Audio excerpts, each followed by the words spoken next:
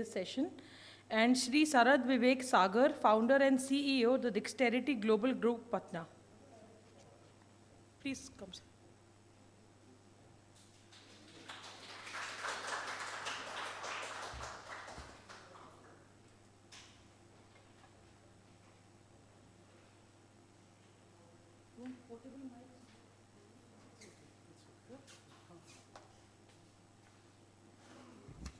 Thank you, Surbi.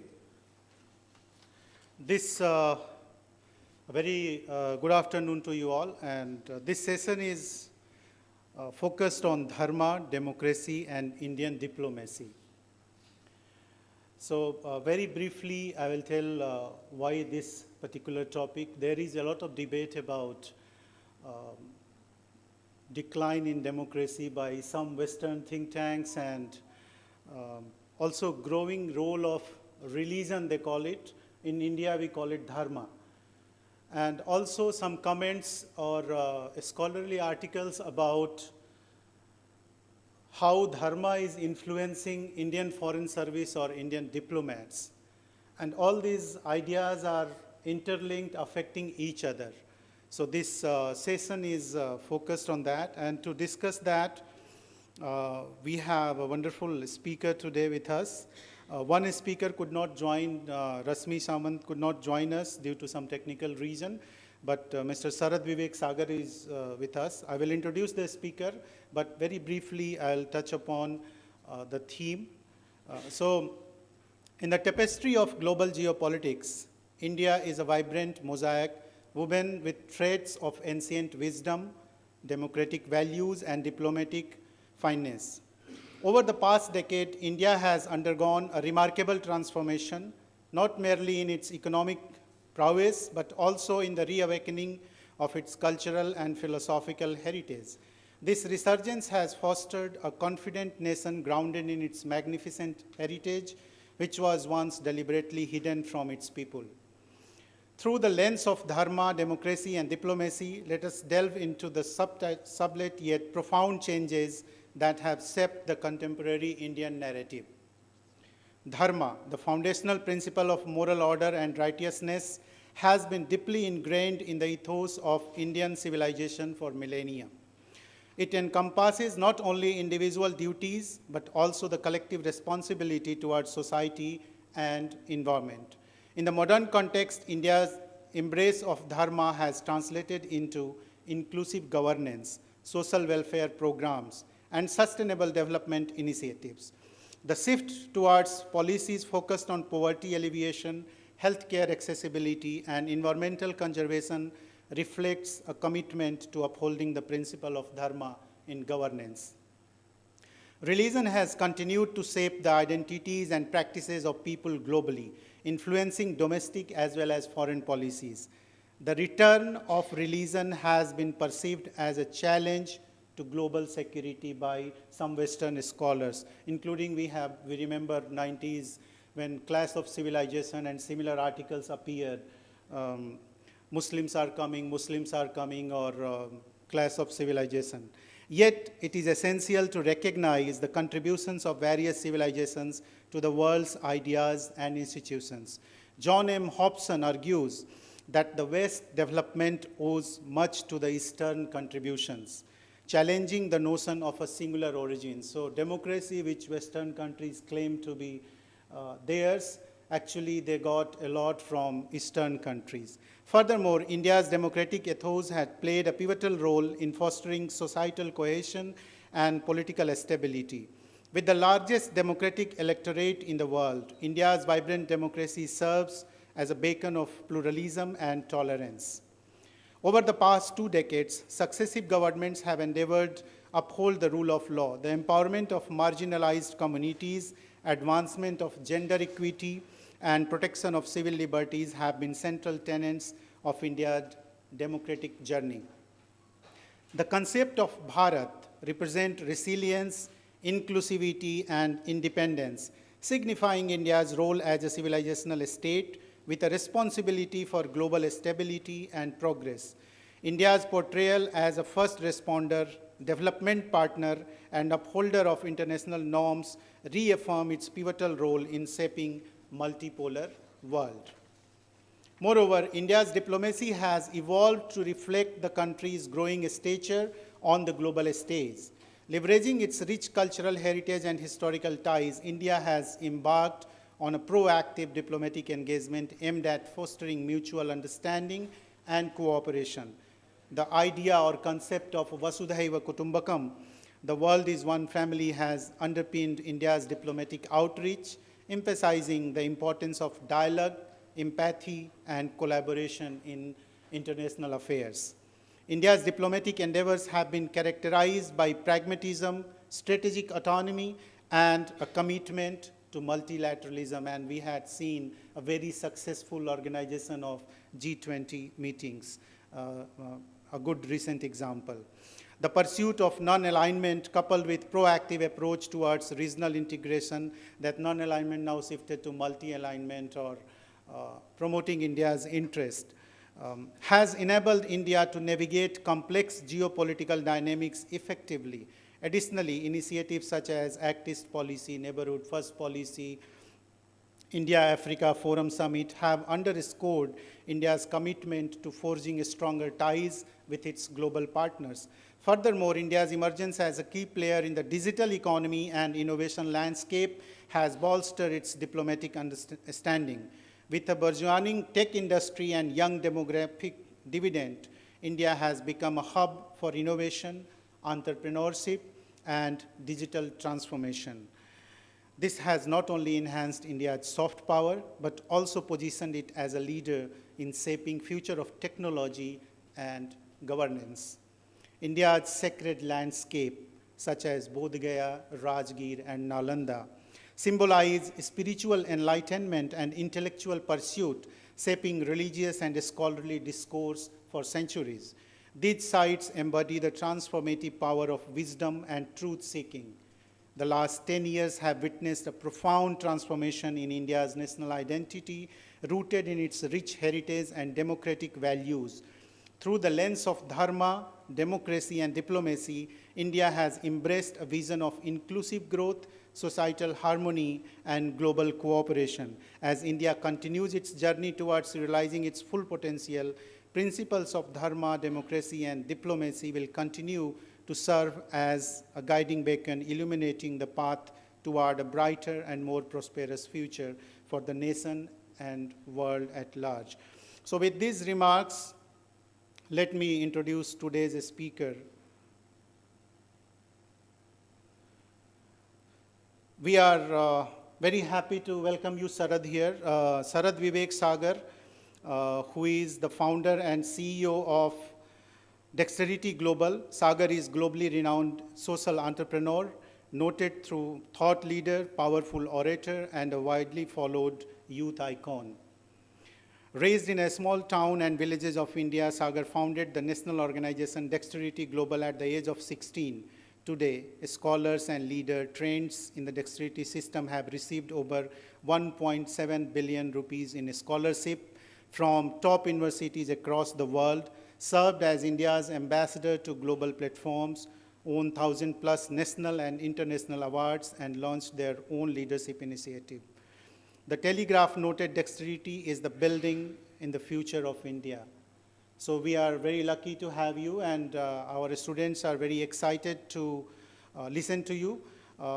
Few more illustrious career he has. President Barack Obama invited Sarad to the White House. Forbes listed him on the global Forbes 30 under 30 list. So list is long, and he has achieved in this young age. So welcome him with a round of applause, and over to you, Sarad.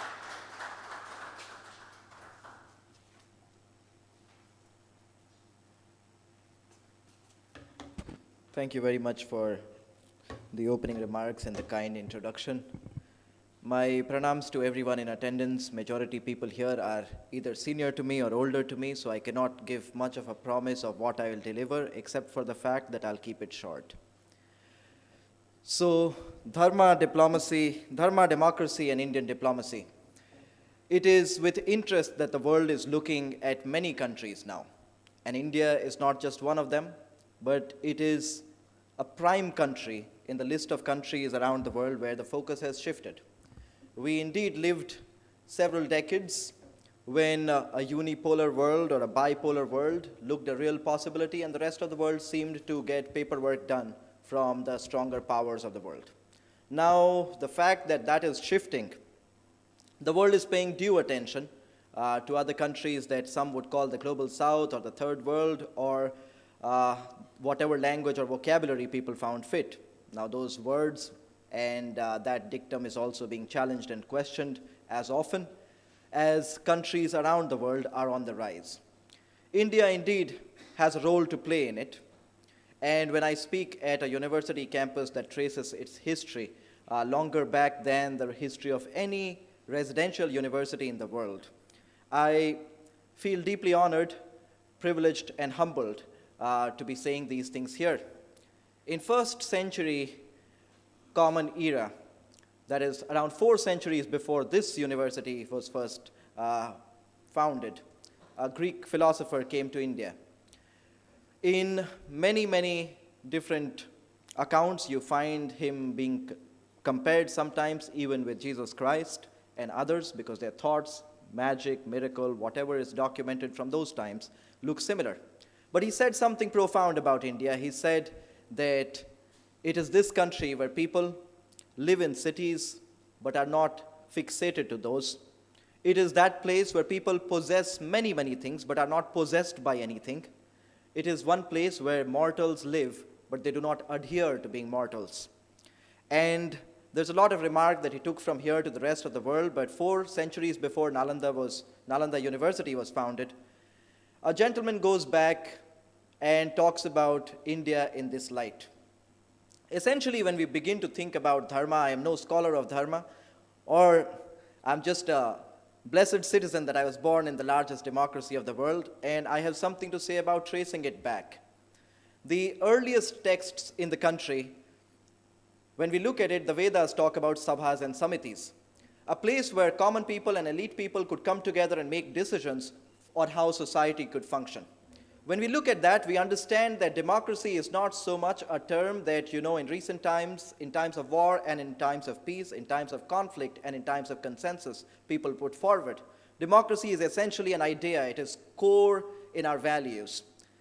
If there is one country on the planet that can lay a claim to that, it is, of course, this country.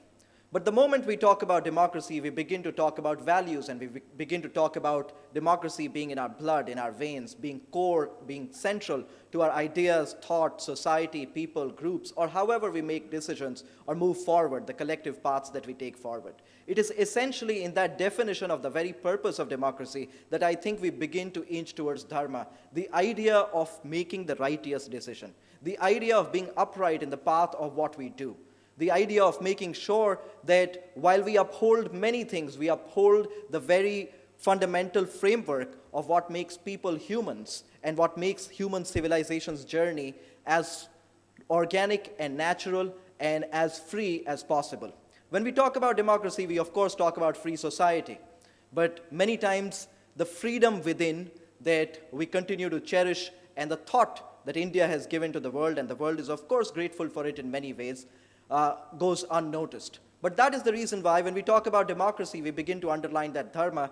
And in Indian diplomacy, when we begin to look at the impact of that very democratic society or the idea of dharma in Indian diplomacy, I think for those who are millennials or people who are in college students at this point in time, some of the recent developments begin to underline that dharma and democratic thought.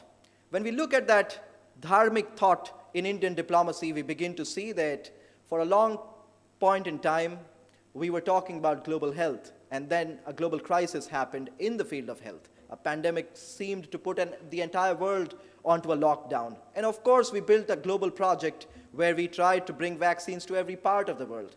When you look at vaccine Maitri, Bharat could have easily been vaccine data, but it was not the vaccine data of the world, it was the vaccine mitra of the world, where you are a friend giving vaccines, not essentially a benefactor giving vaccines.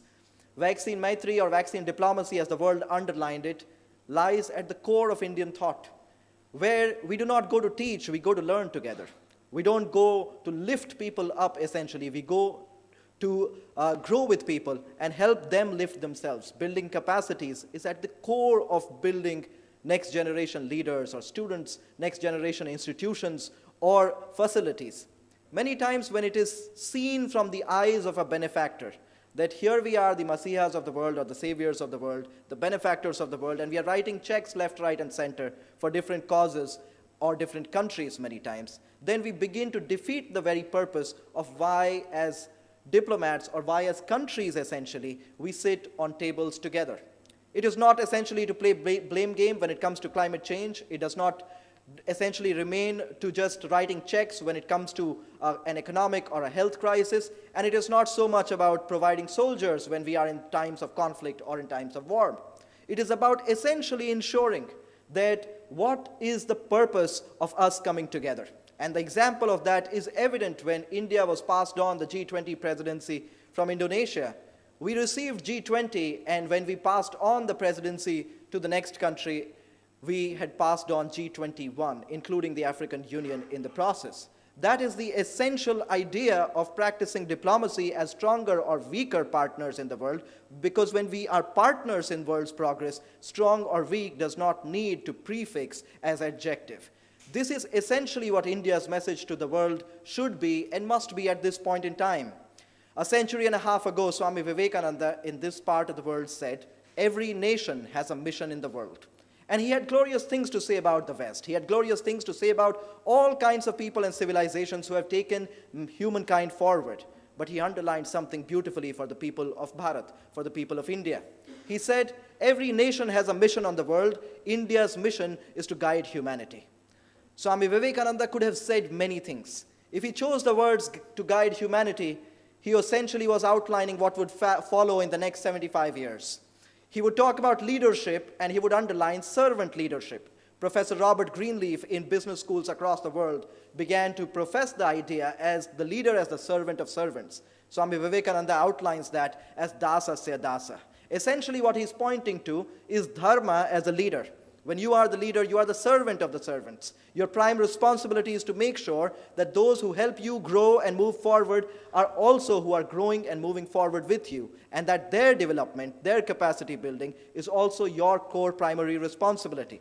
And as a result of that, when we look at it, in 1947, when we received our political independence, a young graduate from University of Cambridge returned with his PhD degree and said that space should not be the fortress of Soviet Russia and the United States alone, that India too could become a space power. It was because of that in 1948, a dairy technologist returned back to India and worked on the white revolution. For 50 years, we worked on a billion-liter idea and made India a milk-sufficient country. It is because of that reason that a young gentleman in Japan looked at the map of the metro and said, I cannot read Japanese, but can I take these graphics with me and go back and help build the metro lines in India? It is because of that a young kid on the coast of Rameshwaram could grow dreaming to fly an aircraft one day, but would one day fly as the president of India in that aircraft and help build internal security in this very country. When I talk about Vikram Sarabhai and India's space program, you look at it. Our space program was not about building a space race that would eventually lead to the beginning or the end of a Cold War. It was ensuring that countries here in South Asia and in other parts of the world could take help of ISRO to launch as many space shuttles as they wanted. While we may or may not have called it space diplomacy, of course we did not make space a gated residential. And how did we open that gate for ourselves and the rest of the world? It was through the education that bridged with leadership of a young scientist and many others in our part of the country. When we talk about milk production, we did not just produce milk, we led by example, building a cooperative of dairy farmers like the world had never ever seen before. When we got to that race, Netherlands and South Africa and New Zealand were countries that were already milk sufficient. They were countries that were willing to provide milk to the rest of the world, but many times as the benefactor. India did not just give milk to the world, it also gave the idea of cooperatives coming together and dairy farmers doing what they must. When we talk about building metros, in the rest of the world, metros were built and they were seen as infrastructure projects. When Forbes magazine interviewed E. Sridharan, the metro man of India, and talked about every metro project being completed before time, within budget, and delivering the best quality results that the world could have imagined, E. Sridharan said, It was not about the infrastructure or the money or the time. It was about an old woman being able to reunite with her son at the end of the day at a low cost without meeting with an accident. It was purpose that we were trying to imagine. What purpose would this metro fulfill? No wonder when the Metro Man finished the project, a book was written on him. It was not called the Civil Engineer or the Metro Man. It was called the Karma Yogi. Essentially, the idea that India tries to invoke upon is in whatever we do, there lies a deeper purpose. There lies a code of conduct that the world can call a moral code of conduct, a constitutional code of conduct. It can be defined in many ways. In this part of the world, when the modern doctrine or vocabulary was yet to be invented or discovered or agreed upon, we called it dharma, the way of life. How can we uphold that in the most righteous fashion? It is because of that, not just in space or in G20 or in vaccine diplomacy, but after receiving our political independence, we remain the only Commonwealth country in the world with a track record of democracy like no other. And of course, we have seen our dark days in democracy, but as people of the country, we were able to protect that democracy that is deeply enshrined in our values. So essentially, when India is talking about dharma and democracy and Indian diplomacy, it is talking about ensuring that we do not bring democracy to countries that have oil. We do not start selling as much as we can in the name of big pharma or big tech or big data or big oil. We have to understand that even if the world is willing to put us in the position of the big brother, we begin to understand the big family first. The Indian thought of dharma and democracy and diplomacy essentially is not about seeing the world as a market. It is about seeing the world as a family. And in that idea of Vasudhaiva Kutumbakam, I think democracy and diplomacy, if there is one place in the world where it will remain enshrined in even an illiterate person's mind and heart and soul, it is this part of the world, because it has been passed on generation after generation. Thank you very much for having me, and thank you for your patient listening.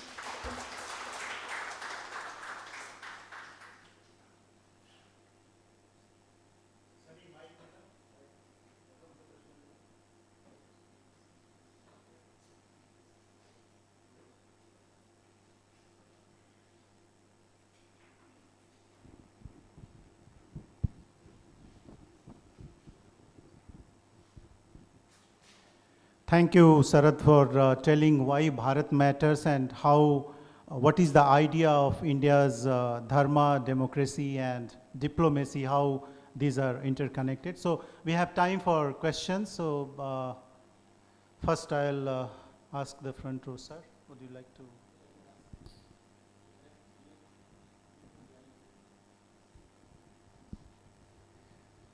I think a wonderful speech. I would say a young person, Mr. Sharadji, congratulations. In such a short time, you gave so many thoughts. And each thought is, of course, deserves a lot of contemplation, thinking.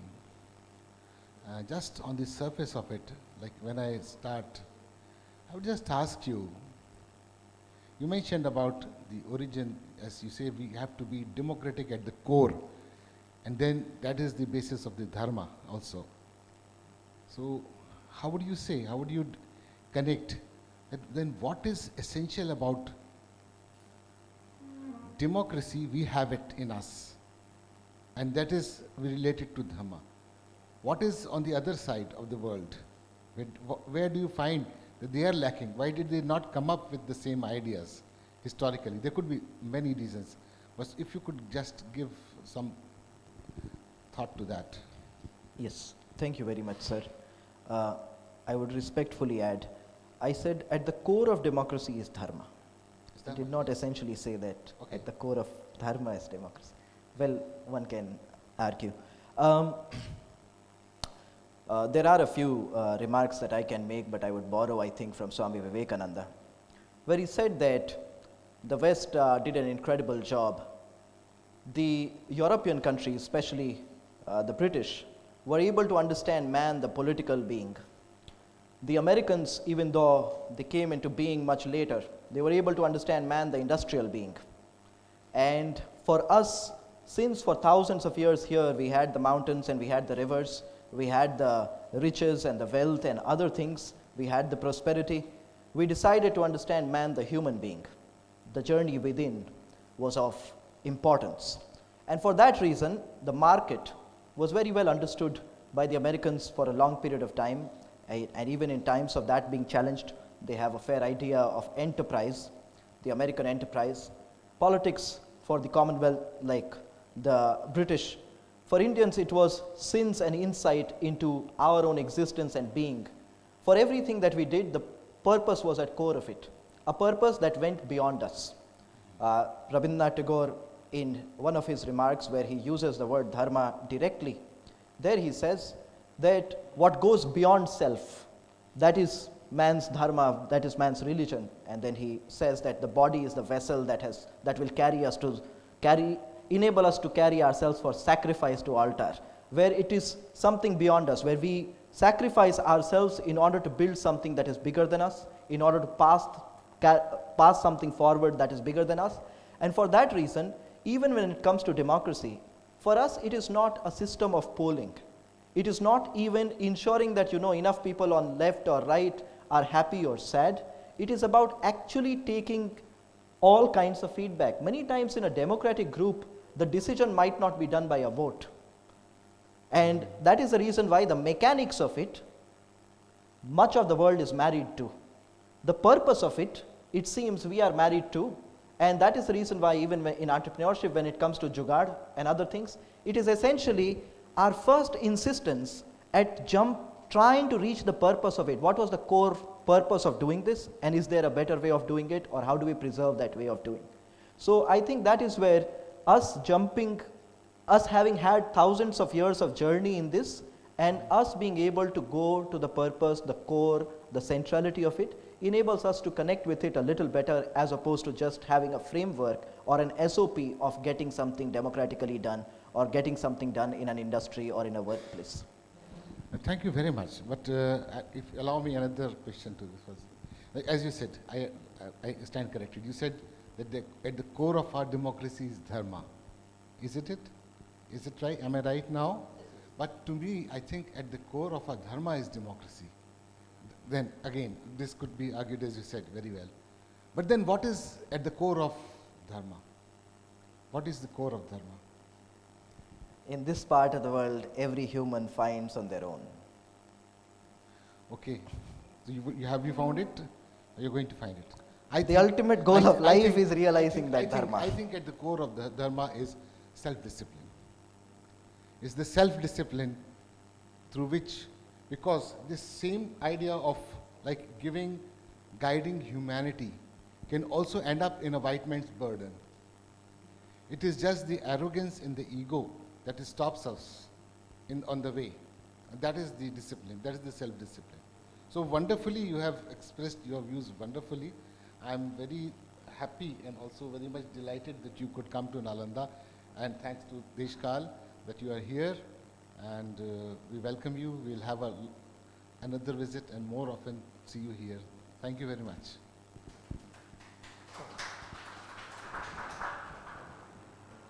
Well, I take the clue from whatever Professor Singh has said. Dharma has been derived from the root dhr, which means to hold. Whatever rites, rituals, customs a society practices should be a part of dharma. If we consider from that point of view, democracy should be a part of dharma. So that is the way we look at it. And the same thing is true of religion also. Religion is derived from a Greek root called religere, if I remember correctly, which means to bind together. So dharma, to hold together, religion. So if you look at the, I don't know, I shouldn't say that, but I have looked at the Proto-Indo-European, society, culture, religions, etc. There is a lot of similarity between whatever they were doing, whatever has happened in India. Of course, the meaning has changed now. If you put something here, that is dharma. If there is a red flag, this is dharma. So that's entirely different. But if you look at from this point of view, maybe, you know, this is just another point of view, just for your consideration, nothing else. Thank you. Thank you very much. At no point am I saying, and that is the reason why I immediately added, that when we talk about dharma and democracy, as one argues and as one understands the meaning at the depth of it, one can say that at the core of democracy is dharma. A citizen like me would see it this way. A religious scholar or practitioner or somebody who's spiritually looking at it can say, oh yes, in my understanding of dharma, at the core of dharma is democracy. Now, the reason why I abstained from saying that is many people, as vivid is their idea or description, or as deep as it is, of dharma or democracy, it differs. The reason, so the moment I say, okay, at the core of my dharma is democracy, two words both undergo a new round of dispute, each in an individual mind. So that is the reason why I avoided saying the second one. I said the first one. And just to add to it, and that is why I said the only claim I can make is I'll end it as quick as possible, because the funds of wisdom that exist in the room go well beyond my cognitive capacities. But here is what I'll try and add. That as beautifully defined is the idea, concept of dharma, and as small a part of it or important a part of it, swadharma would be, that somebody's own dharma, the dharma of a teacher, the dharma of a student, the realization of it too. Swami Adbhutanandji Maharaj at one point in time, the only non-Bengali speaking disciple of Sri Ramakrishna, who actually came from Bihar, very beautifully said, when you enter a room, just like the elephant in the room, somebody looks at the tail and says, oh, it's a rope. Somebody touches the foot and says, oh, it is a pillar. Somebody touches the tummy and says, oh, it's a trunk.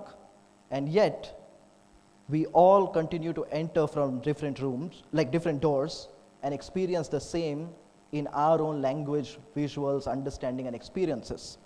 So that, of course, when we try and define it at a level, and all are entitled to their own, the way people reach, they say, so Swami Vivekananda says about education, education is the manifestation of perfection already within. But when he talks about religion, he says, it is the manifestation of divinity already within. And the ultimate goal of life being that self-realization, that realization of the Supreme, or that one truth, whatever it is.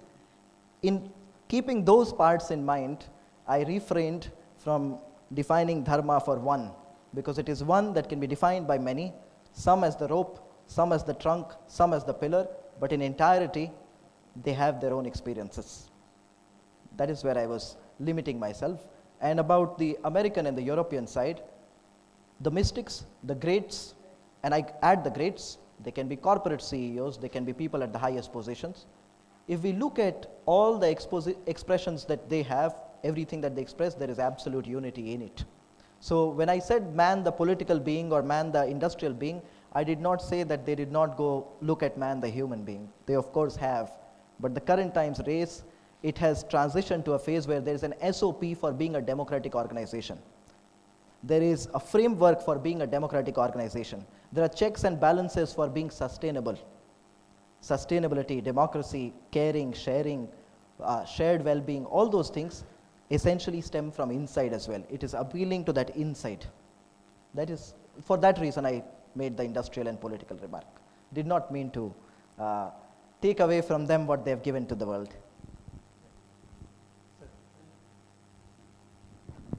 Please stand up to ask you the questions. It was a brilliant presentation, Sarad, right? When I saw your name in the program, I was very elated and wrote him that it is a well-run program. And I must tell you, I see democracy from 6 strands. The first is from the Bhagavad Gita, Krishna strand on democracy. He talks about Loka Sangraha, that you can have a peaceful, sustainable, harmonious world only when the dharma is percolated down to the marginalized. That is the Loka Sangraha. The second is that of Buddha, talks of democracy, again dharma. That he says unless the dharma reaches to the all, unless the dharma goes beyond the hegemony, there cannot be any dharma. The society can be sustained only when such a thing happens. Third, Chanakya talks, Kautilya talks about dharma. What they were talking about, that Kautilya's concept of dharma, he says, Arthasya moolam dharma, dharmasya moolam rajyam, rajyasya moolam indriya nigraha. See, here he talks that rajya and dharma, the democracy and dharma, they go together. The fourth, I bring Aristotle. Aristotle talks about democracy, where he takes democracy is the worst form of government, Rajiv, you know. He says the democracy that is being practiced can bring everybody, and such a electoral franchise will not give us the best person to rule the country. So for him, the democracy is not the best form of government, but Chanakya says that democracy is the best form of government. What type of democracy? The monarchical democracy. The people will elect the monarch, but he will be democrat because he will be ruled and he can be ousted by the ministers. The fifth one, I would bring Harold J. Lasky, Grammar of Politics, I think that is the book. He says, church cannot bring about democracy. The church must get, the church should be religious, whatever we mean by religious, and it should not have anything to do with governance, and democracy is one of the best form of government. That is what Lasky says. The sixth, I would bring somebody from India, Vivekananda. He says, unless the power is given to the people, the poor, Daridra Narayana, there can be no state. And you brought that point. Thank you very much. Which one, like if I want to, if you would ask me to ask a question, which one, how would you react to these 6 forms of democracy that I have, there can be many, I have brought before you.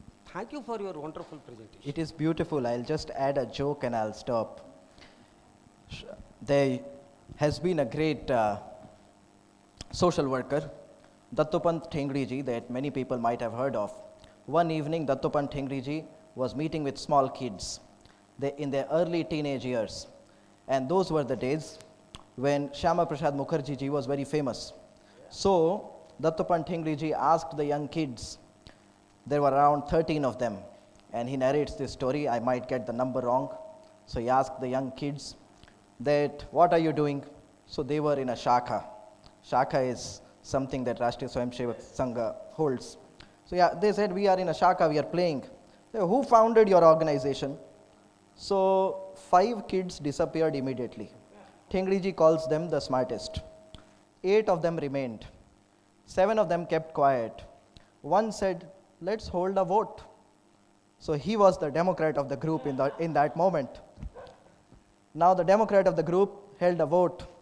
Shyama Prasad Mukherjee ji was very famous. 7 of them said Shyama Prasad Mukherjee. 8th one said, if 7 are saying Shyama Prasad Mukherjee, how can I say Keshav Baliram Hedgewar? The democracy to that level is one thing that we have to that as a joke I was referring to, but all 6 beautiful, beautiful expositions. But I just wanted to end with that because that is also an understanding of democracy. It is not always that way. Thank you. From the students, any question? Okay.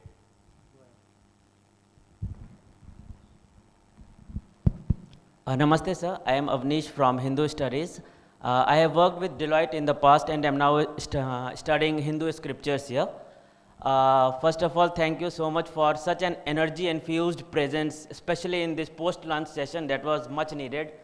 So my doubt is about the very word dharma and its related several other terms, which I personally feel that they do not have an exact English translation available. Because we were taught in our classes that dharma, in addition to religion, it also includes concepts like pitri dharma, putra dharma, patni dharma, like that. So it is a much more encompassing and a broader concept. So sir, since you have spent time both in the West and here in India, do you think there is a need to have more element of Indianness in the vocabulary that is used as at international level? Yes, and we have respected it for majority countries in the world. Hindi language itself has Videshad Shabd. So any word that has come from any other language or any other kind of use, we have taken it as it is and we have tried to describe it, what it means. We have not tweaked with it too much. As a culture, as a society also, concepts that have come from outside, we have tried to take it in their original language and form, and then of course we have added our own contextual intelligence and made it work for us. There are many of those that we see in our everyday life. So even at a global level, of course there are many concepts, like not just words but some ideas that are tough to explain. At Harvard, I was not just the president of the student government but also the team manager of ice hockey, Harvard ice hockey team, which is the fastest team sport in the world. Now when I used to tell my head coach, who was an Olympian and who was, who played at the highest level, played in the Olympics, played at NHL level, which is the highest league level, and then he was coaching the young boys of Harvard, the young men of Harvard. And when I would tell him anything about the work that I did in India, or what many people do in India, many of the assistant coaches, the head coaches, the support staff could not wrap their heads around the fact that yes, you can work without money, that money is not the core of that. So since it is teaching, money does not matter as much, there is no contract that you sign, all those things. So many of our ideas are extremely alien. Since we live with it, we do not understand how some of our ideas are very alien to the world still. That we actually need to do a better job of explaining it, that wait a second, yes, actually the Swadharma of teacher goes beyond just contracts and money, the Swadharma of this person, that way. So, of course, right? And Swami Vivekananda, after all his lectures, I think he may or may not have remarked, everybody else around him remarked, many times he was using the word religion or it has been translated into religion, he is essentially talking about dharma, he was just making the job easier for them. So of course our words, many have to be explained that way to the rest of the world. Thank you so much. Any other question from the student side? Soumya? Any other question? From this side, anyone? Okay, so any other concluding remarks, sir? So we have a wonderful session, and I think our session for next session time is also coming up. So I request join me with a big round of applause to thank the speaker.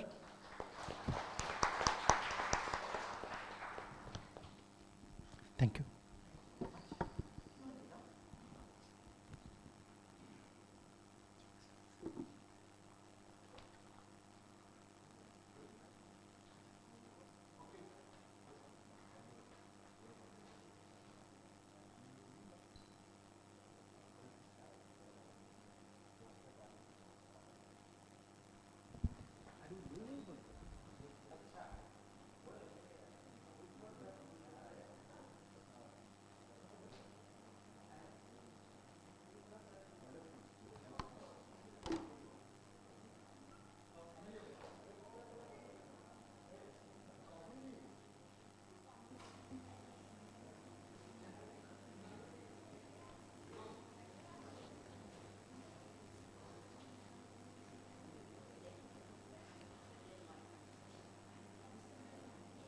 You can.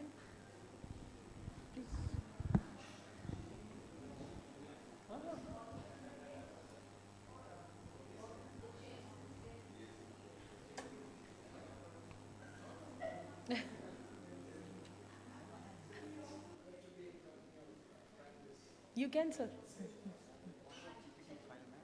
You want a PPT? Yeah. Just give me the pen, right?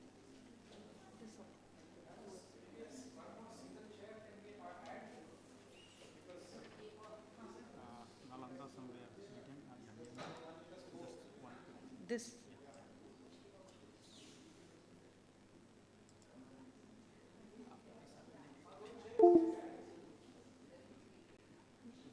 This is ma'am's, yeah. You are after madam, And yeah, and third one. third And fourth one is also Praveen sir somewhere. Yeah, Praveen sir. We are one. Yeah, he's there. Sir, he's got a PPT. He's got a PPT too. Praveen sir का भी PPT है. let me ask.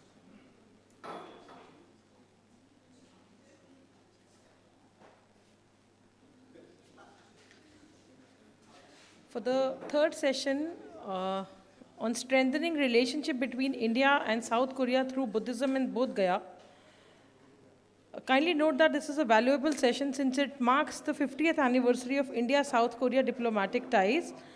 And also we are thankful to Indian Council of World Affairs to be there with, in partnership for this session. And we have Dr. Lakshmi Priya, Research Fellow, Indian Council of World Affairs, New Delhi. Professor Retired Vajanti Raghavan, Center for Korean Studies, Jawaharlal Nehru University.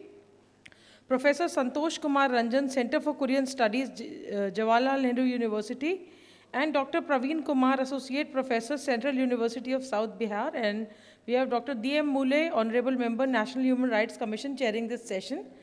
Our first speaker would be Dr. Lakshmi Priya. She is an expert in Middle East studies with experience in policy-oriented think tanks in India. Her published catalogue includes articles immersed in the Gramscian idea of cultural hegemony and Galtung's idea of positive peace in the region. Before her fellowship at the ICWA, she worked as a research analyst at the Manohar Parrikar Institute for Defense Studies and Analysis. We begin with you, ma'am. You want to sit there?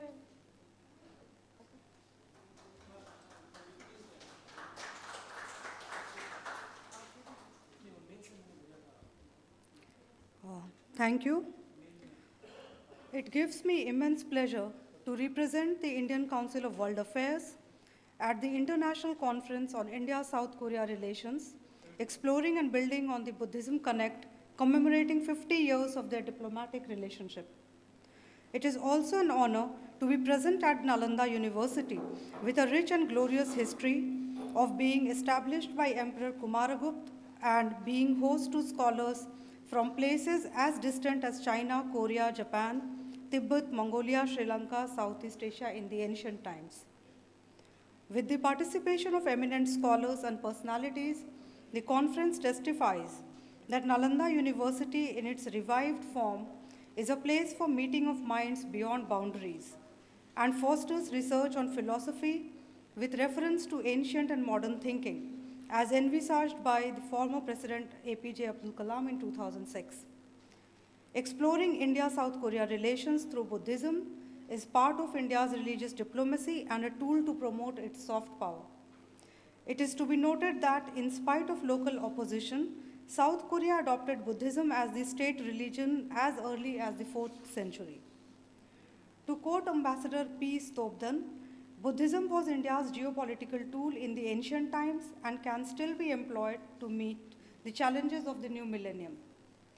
Further, India has been connecting with the world through Buddhism, and Gautam Buddha was a diplomat of peace himself. Buddhist monks spread the teachings of Buddha in various parts of Asia. In 1952, India organized an international Buddhist conference in Sanchi, attended by over 3,000 delegates from around the world. Coming to more recent times, in 2016, the 15th International Buddhist Conclave was organized in Varanasi by the Indian Tourism Ministry with participants from over 39 countries. Buddhist diplomacy is very much aligned with the Panchamrit pillars of Indian foreign policy. Out of the 5 focus areas of Samman, Samvad, Samriddhi, Suraksha, and Sanskriti evam Sabhyata, approaching neighboring countries with the ideals of Buddhism resonates with the last one.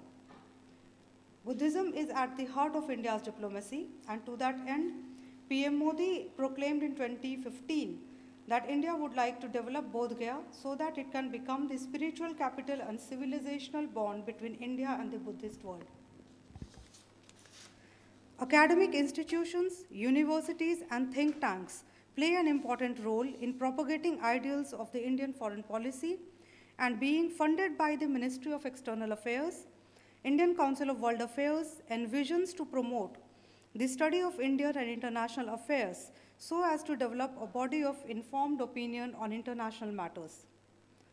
It also arranges conferences and seminars to discuss and study Indian policy towards international affairs.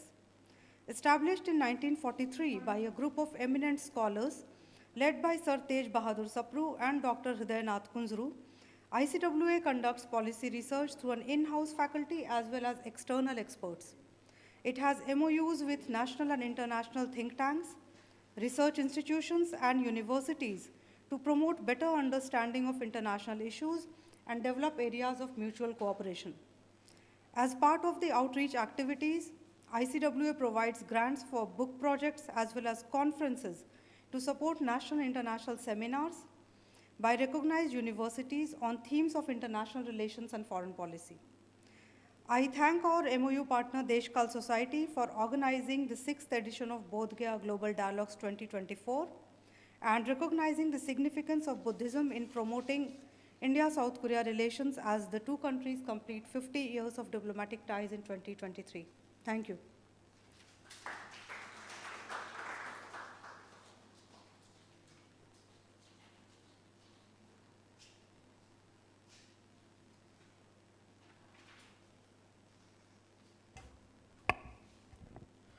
Thank you very much for providing valuable insights into the role and objectives and the potential impact on the world affairs. I now call upon Professor Vaijayanti Raghavan. She's done her master's in Korean history from Seoul National University and her PhD in international relations from JNU. And her association with Korea is since 1976. She has been teaching at JNU from 1981 and has played a major role in setting up the Center for Korean Studies in JNU. And in recognition of her efforts in promoting Korean in India, she was awarded by the Prime Minister of the Republic of Korea in 2015. I welcome you, ma'am.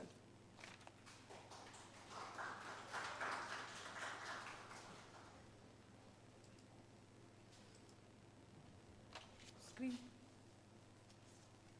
And how do I move? Right and left click, is it? Yeah.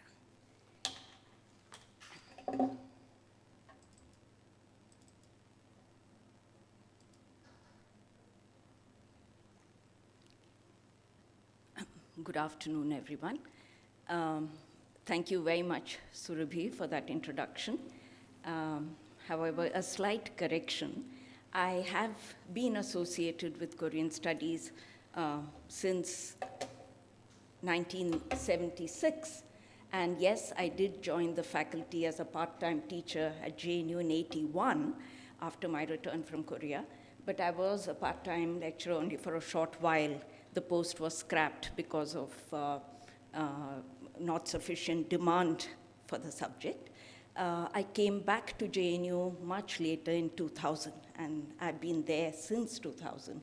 And yes, enjoyed my stint in developing the course, and we have a separate Center for Korean Studies there in JNU, and that's the only place which has a separate Center for Korean Studies in India.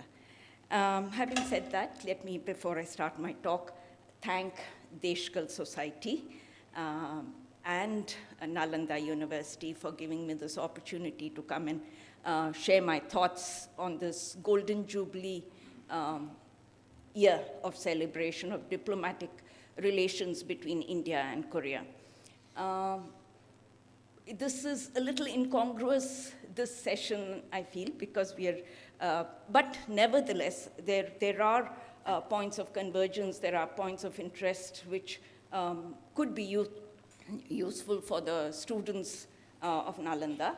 In fact, since the theme was enlightenment, I thought I could enlighten them about the relationship between India and Korea, which has various facets. Unfortunately, Korea being a small country, there is very little that we as Indians know about the place. It has got neglected in all of East Asia. The focus has largely been on China and has been on Japan. But Korea has got subsumed by these two big entities and never got a recognition or an identity until recently.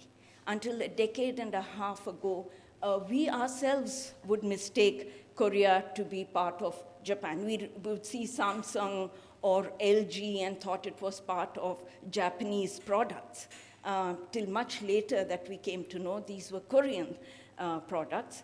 And Korea has now made a name for itself in the world, in globally recognized as a small nation of total North Korea and South Korea together comprise only about 75 million people.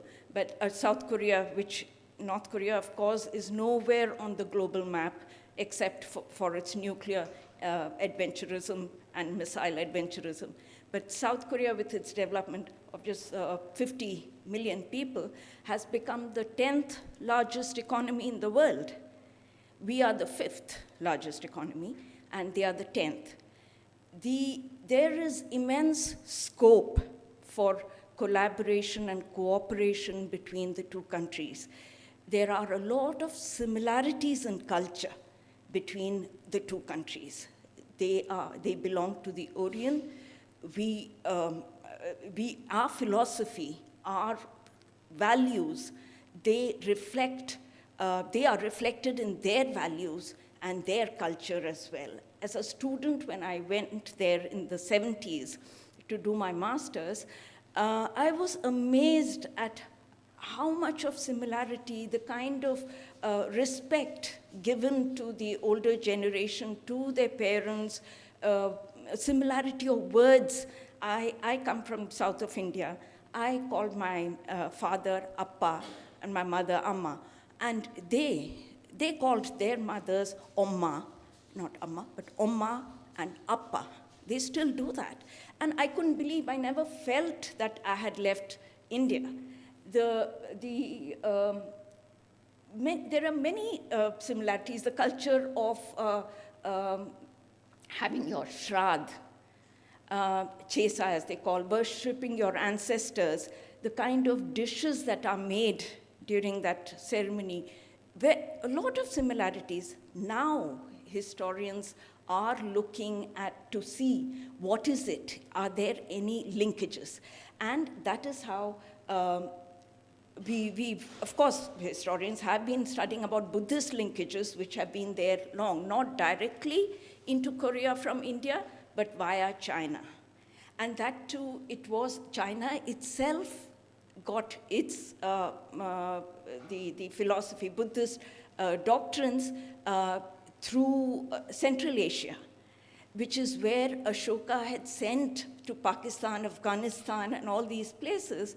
And through the Silk Route, the Central Asians, when they were trading, and those philosophies, they reached China. So from an already converted Central Asian Buddhist, China got indoctrinated into Buddhism and Buddhist philosophy. And through China, those who had studied in China, both Indian monks who had spent some time there and Chinese monks who had learned from Indians, they moved to Korea and they taught them the Buddhist philosophy, or preached, so to say. Okay, I seem to have, how do I, to the next one, how do I do, okay, here. Yeah. So this is how it was. I won't take too long because I'll just quickly go through it. And very few over here, very few of you students would also know that there is a legend in Korea that a princess from Ayodhya went to Korea and married Korean king there in 1st century AD, 48 Christian era or AD, and set up an Indian bloodline. So if you can say it was the first international marriage that happened as early as the 1st century AD. And they have Indian bloodline in them, and this is being, what should I say, propagated, so to say, more by the Koreans. Indians are not taking it up as yet. Why? Because we have not yet found historical evidence to prove that this really did happen. But there are a lot of studies happening in India too, where they feel that her name in Korea was Her Hwang Ok. Hwang Ok being the yellow jade. Meaning, Hwang Ok, she got the Chinese name. The Koreans have their name and Chinese pictographic way of meaning they have. So they transliterated it or translated it from Chinese into Korean. So the word, so they feel that Hwang Ok probably was Suri Ratna, meaning, the gem. And maybe there was a Princess Sri Ratna at that time, and so maybe it is she who went there. Whereas in south of India, you have Professor Kannan Narayanan, a big scholar of Korean studies now, who says that no, it was from south of India, and she was, what does he call her? He calls her, he gave her a different name. Well, I don't know, what was it? That also had some Ratna, Champa, Shamba, I think, Shamba, which again in Tamil, in the Tamil of that period meant a jewel. So he says it is related to her traveling from south of India, Tamil Nadu, and not from the UP, Ayodhya. And it was through the sea route that she traveled with people. She had a dream. Her father is supposed to have had a dream that her suitor was waiting for her in a distant land. And therefore, she was sent with some missionaries and some slaves and some people by sea route to Korea, and she went and landed in Kimhae, the Gaya region of South Korea, the Kimhae, Kimchi, and that is where, and King Suro also is supposed to have had a vision or a dream that his wife would come across the sea and he had to wait for her, and she would come from a land of Buddha or so then this is how the two met, and they got married, and they had started a lineage. And even today, the Kimhae Kimchi, meaning the Kim family from Kimhae region, and the Her, that is her family, Her is the surname of that region, do not marry each other because they are considered to be blood relatives. Now, I'll just show you visions of, this is just a vision of Prince Suri Ratna's trip to Gaya. And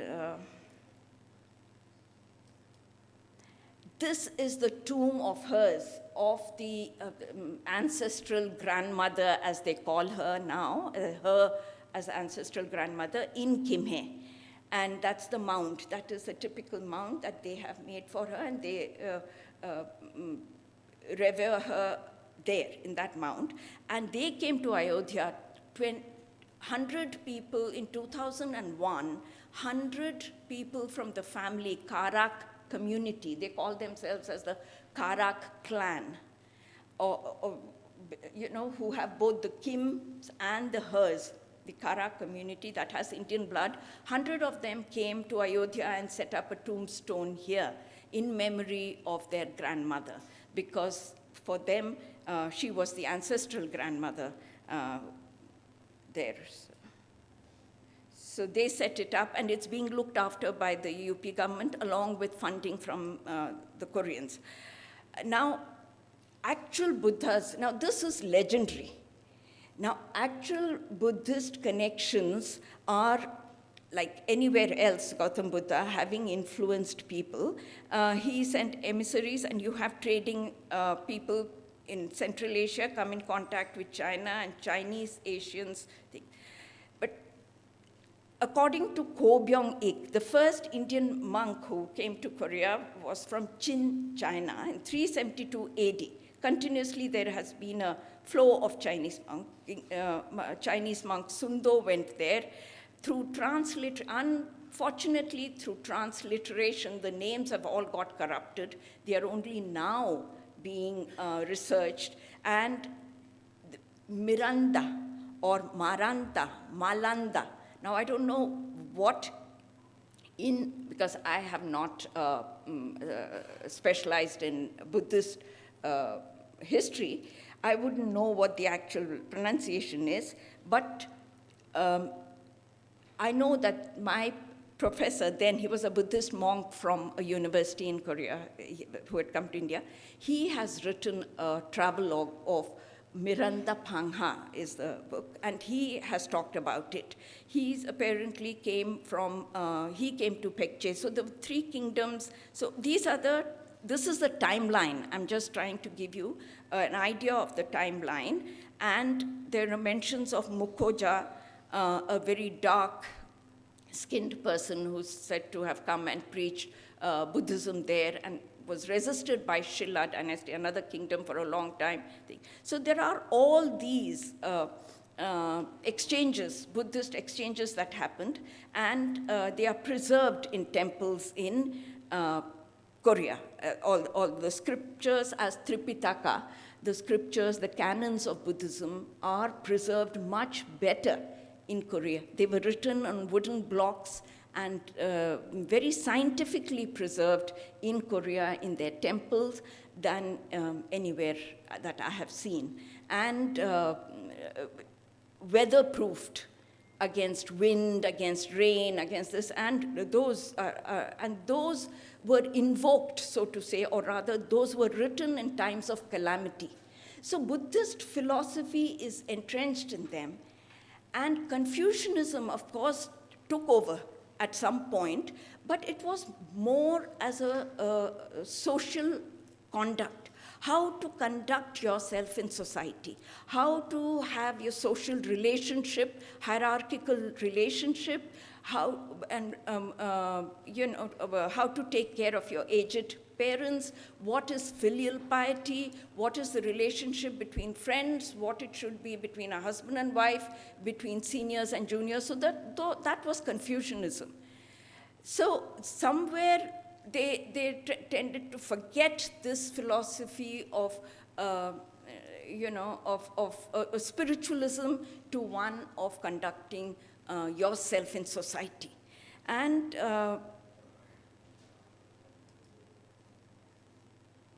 I will move on because this, no, I think, am I going back?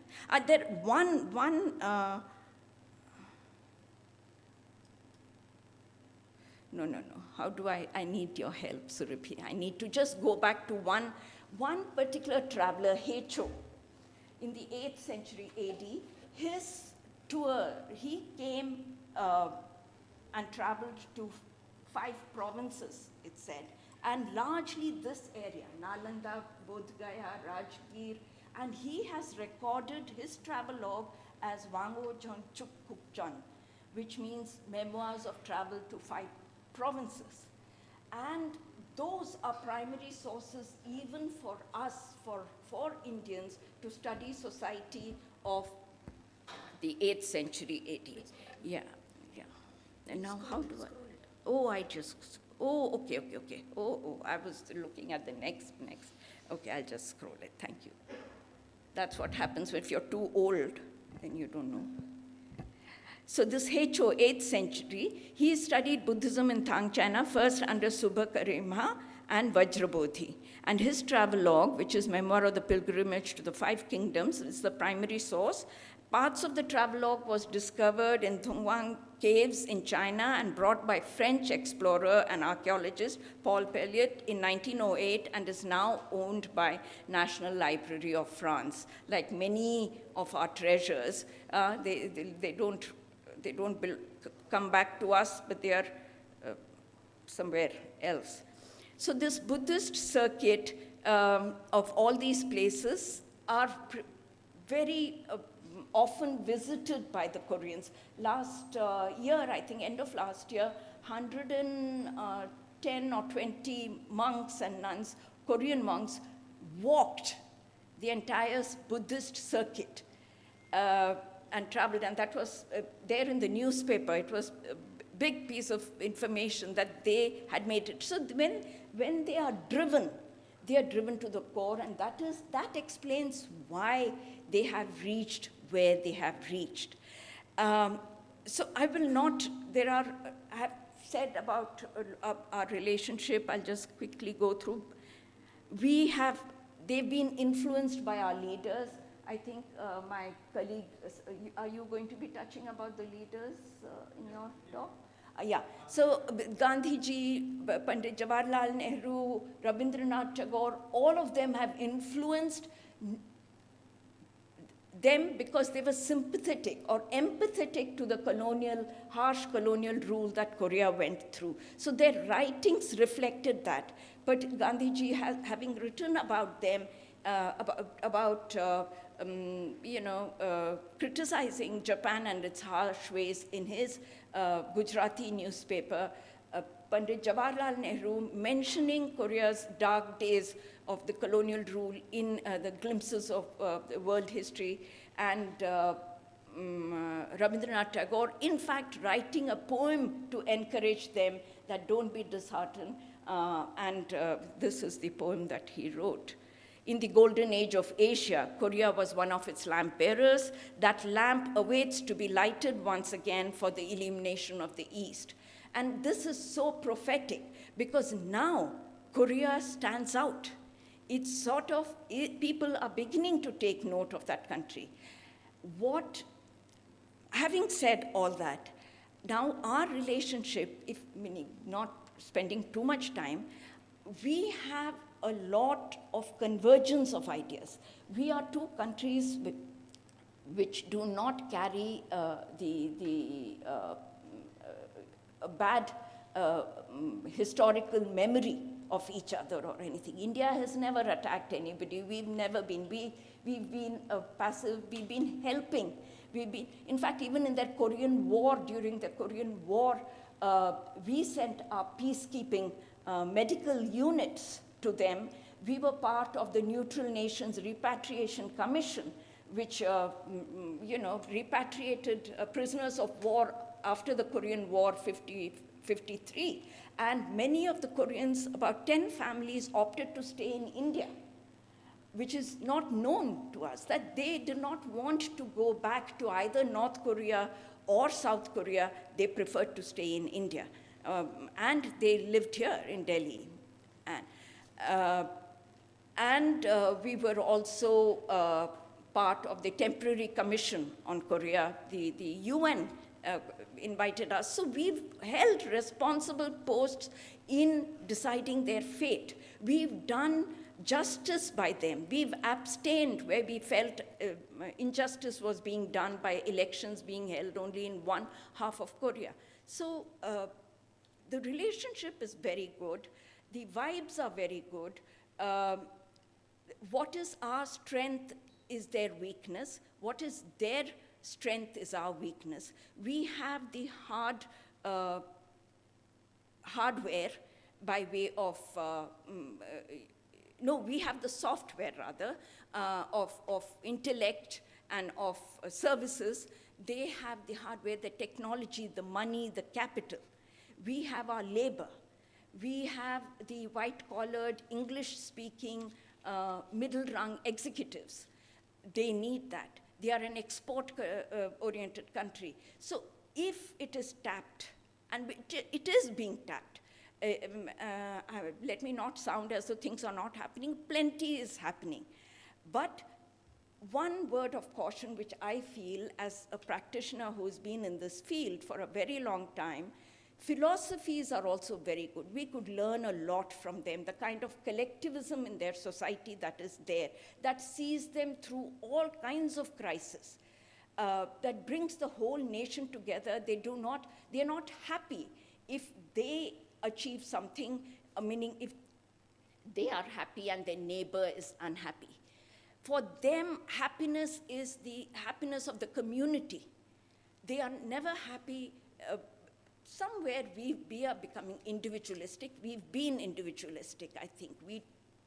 Probably because we are so pluralistic that we tend to break our into smaller units and look at only being happy when it's a smaller unit of being happy, and it then percolates down to just you being happy and being individualistic. So there's something, yes, 1 minute, I'll conclude. There's something, collectivism is something, that has seen them through all crises of coming together, and giving your best.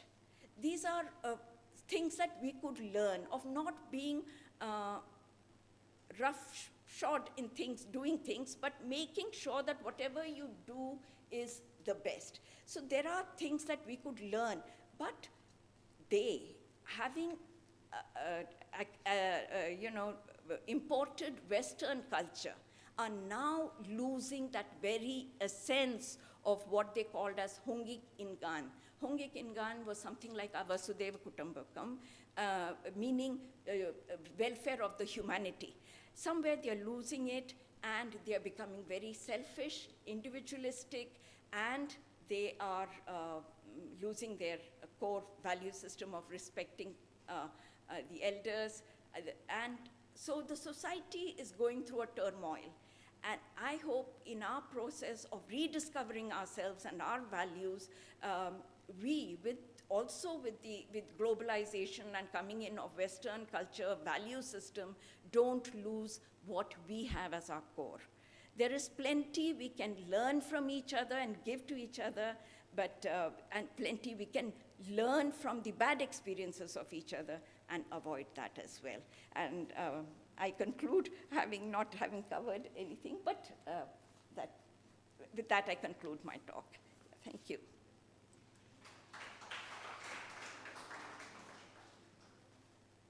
How do you? Yeah, you exit. Yeah, thank you. Yeah.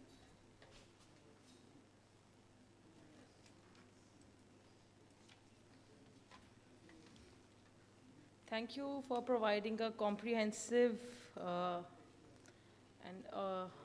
overview of the historical, political, and economic ties between India and South Korea.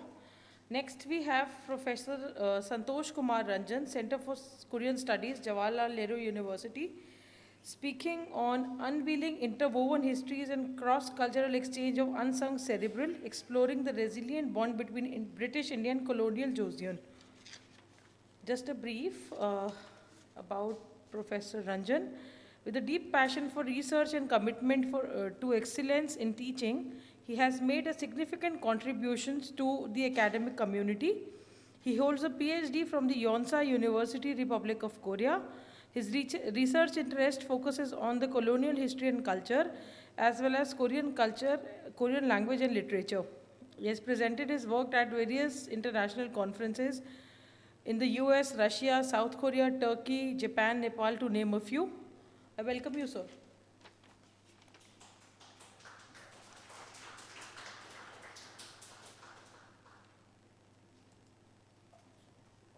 For the next, I can click this, right? Sorry. For going next, how to go? We don't have keyboard here, I think. It will work. Okay, I will handle it.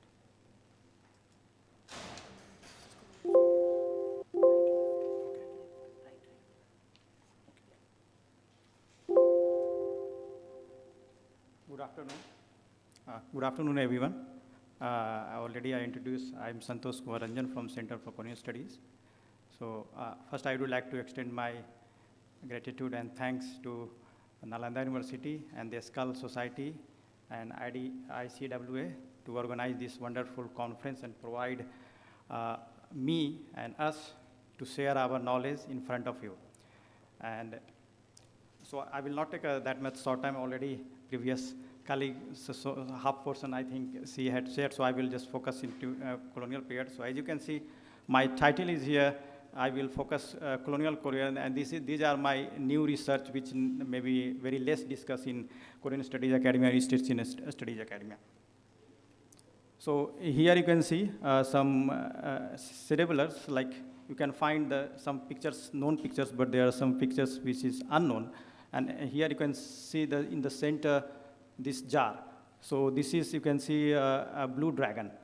So as per the East Asian, 2024 is the year of dragon, and among them, the dragon, blue dragon is the year of this year. And you can see this is the blue dragon here, so I will talk about this jar, the relation with India. And already, like India, Korea has shared relations, deep relations in so many ways, like colonial trauma and partition and Korean War, and in terms of spirituality also, the Buddhism common we have. So already Professor Raghavan mentioned about this, like since the morning we are talking Bodh Gaya and Buddhism. So it's here, the Hecho monk who traveled here, and so this is his route, he traveled, and this is the Wango Changchuk Kukchan, the five memorabilia of kingdom. This is the text which was explored by the French sinologist and archivist in 1908. So here you can find, and it's I think 2011 and 10 that was sold in Korean National Museum. And Maranatha already ma'am mentioned. So this is Maranatha in comparison, like Indian monk who travel and who made the Pekche Buddhism and the Buddhist temple that's in it's in Phapsang Pyo, it's in Yangwang Kun. And the another one already Sri Ratna. So here is some glimpses, and already madam discussed, so I will not go. So this is the statue over there. And so Kim Suro, that's the king of Kharak kingdom, that known as the Gaya also, we have the Gaya, and their kingdom is also known as the Gaya, and additional name is Kharak. And the Tagore, so Tagore already worldwide known, so in the Korea connection, very deep-rooted connection, so he wrote a poem, that's The Lamp of the East, that's in 1929. The marked as the 10th anniversary of the March First movement, that is 1919, and this poem is written in 1929. He never visited Korea, but this poem gave a very energy to the youth, and this poem after that was banned by the Japanese government. So here you can see, this is the Korean translation version, this is the original message, and there is a discussion among the Korean scholars that this is not a poem actually. This was a 4-line message, which is, you can see the down, and this became 16-line poem that's translated. And here you can see this statue that's established there in 2011 by our speaker, Meera Kumar. And here he also influenced the Korean one patriot, that's Han Yong-gun, and writer. So he influenced by the Tagore's writing, and he also wrote Silence of Love. That's the similar style of the Tagore's writing. In addition, Mahatma Gandhi, all worldwide known. So he has also, this is not that much discussed in the Korean studies or Japanese studies. So there is a later communication between him and another nationalist from the Korea, that's like Korea University founder and the Thonga Ilbo newspaper founder, Kim Sang-soo. So he wrote a Mahatma Gandhi 2 pages later that you can see here. So he requested Mahatma Gandhi to give some encouraging message to us, because you are very respectful here, and especially requested to send your photo. So his reply, you can see left side, that was published in 1927. And this was the unique new, how many of you may be aware about the Dilkhusa? Dilkhus in Lucknow, anyone? So here is the one connection. So Dilkhus Kothi is in Lucknow situated, and the similar one we have in Korea also. So that's interesting story here. That's also during the colonial period. There were Mary Altella, that's a British, her father were serving in the British Army, but she born in Britain, but she wanted to become an actress, and her father did not allow, so she ran away from there, and she came to India, and since she was having some relatives, so she started her journey as a dancer and acting line. So she gone through this Dilkhusa Koti. So she was very inspired by this name and this Koti. So she has the dream that whenever she will have her own home, then she will give that Dilkhusa name. So she married with the American. She met an American guy who was working in Korea, and they met in Japan, and that American guy came to India and married, I will show here. So married in Mumbai, 1917, and the last show she done, and that was seen by that Rabindranath Tagore, and after marriage she returned to Korea. So these are their marriage document, and this is her route. So her connection is that she became a wife of that American, and that American involved as a Korea's March 1st movement, 1919. He was known as the first person who informed about the Korea's March 1st movement to the world. So in that way, this house became very popular, and this house made 1923, so 2019 was the 100 years of the March 1st movement. So that's this Dilkhusa in Korea became more important for the Koreans, and as an architect, this was one of the modern style, because the Korea have their own architecture style, but this is one of the example of the Western and modern architect. So this is the historical relevance in India, Lucknow, how they have developed here. So these are some there. So another very interesting fact here, information is that Guru Charan Singh, very few are aware, some are talking about the art, so this is connected with the art, but it's also connection with the colonial period. So you can see this is, he is like a Sikh, so he went to Japan for learning a commercial pottery with the support of some king. So he went to Japan, and but he met there Yanagi. He was studying under the Yanagi, one of the famous potter there, and also the Minjong movement, that's the national movement something. That's inspiration from him. He visited Korea also, and in Korea he was very fond in love with the Korean art, Korean ceramic. So here you can see this, the lotus style of the jar, and it's a Japanese Yanagi's cousin who was living in Korea at that time, Seoul. So he met, and this is a picture. And so this jar, this blue dragon, so he brought by him when he returned India in 1922. So he brought so many things from there, and he found love with the Korean art. And this now is kept in the Punjab Art Museum. So that is why I was mentioning about this blue dragon, since this is a blue dragon, and I have recently explored about this one. In addition, in counter, he has left his imprint in terms of this is the calligraphy written in Punjabi, and this is the one of like very royal collection, because you can see here Sanchung Changjang, it's published in 1927. Pak Chubin was the royal collector, so he collected this one. He has collected a worldwide different kind of calligraphy. Among them, this is collected, and this is preserved in the Korea's National Archive. So just last year I was able to find this document. This is the new one. So here you can see that how much he found with the Chosun. Chosun is like Korea in Korean way. So Yanagi, he wrote that yesterday evening I followed your recommendation and went to see the amazing Chosun jar. It's truly Savisi said, only and manifestly beautiful. I see it has a representative of Korean aesthetics. Further, seeing found love in Chosun nature and express spirituality in the surroundings and the walls and the special roof, the food, and in all things. I feel love and I feel respect. I find myself almost unable to leave this place. I suspect that when the time for me to die arrive, I would like to come here and die among these people, and then we buried in one of these peaceful hills. So this is the time when the March First movement, 1919 started. After that, repulsions were coming out. So how he found love with the Korean and the Korean movement. This is another, as India is known as a spirituality and spread of the religions. So this is the very different case that the one Indian who spreaded the Christianity. And that Indian is not from the Christianity, not from the Hindu, is from the Sikh. So this is the, known as a Sadhu Sundar Singh. This is also new findings by me. So Sadhu Sundar Singh from the Punjabi, and he changes to the Christianity, and he toured all over the world to spread the gospel. So he was never being in Korea, but he traveled until the Japan, and he died in 1929.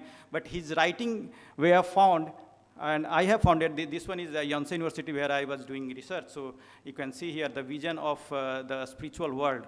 It's written in 1927, and here is the library, the Chosun Christian College, that CUR in 1929. This book is kept there. And so he was popularly known for his appearance actually. So having a long beard like a Christ, and having a turban, so giving the Indian resemblance. So in that way he was like whenever he going through around, so the people are thinking, the local people are thinking that the Christ is coming himself. So that kind of aura he spread. So about him, I was able to find the Ramnath Biswas. He traveled to Korea in 1932 by bicycle. So he has written a travelogue in Bengali that was also explored by him. So in that travelogue, I was able to find about the Sadhu Sundar Singh, and that is talking about that how, because under the Japanese colonization, so Japanese policeman is arguing that see how these people are making India, like India produced the Tagore, Buddha and all these things, but they are not able to convince the people. So now they are utilizing another Indian name, that the Sadhu Sundar Singh, to convince related to the Christianity to attract them. So thank you for the listening. So I will wind up here, and I will be happy to answer your any comments or questions. Thank you.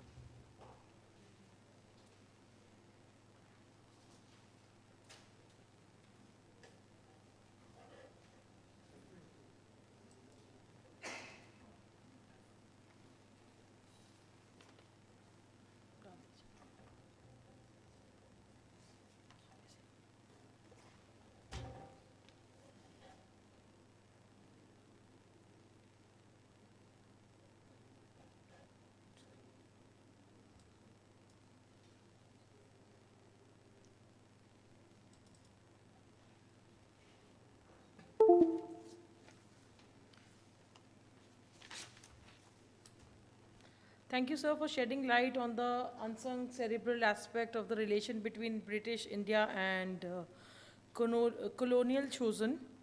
Next, we have Dr. Praveen Kumar, Associate Professor, Central University of South Bihar, speaking on the spiritual tourism and the changing economic landscape of Bodh Gaya. Dr. Praveen Kumar, before joining the department, he worked as an associate professor at the Department of Geopolitics and International Relations at Manipal University in Karnataka. His specialization includes Indian and Western political philosophy, public policy, and national security. He has a PhD in political science from JNU New Delhi, and he has to his credit publications in internationally reputed journals, a published book, and articles published in books from national and international publishers. I welcome you, sir.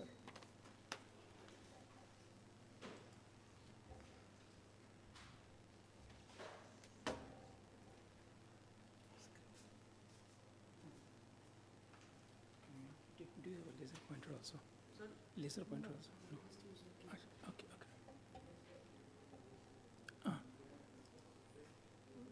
No. This one.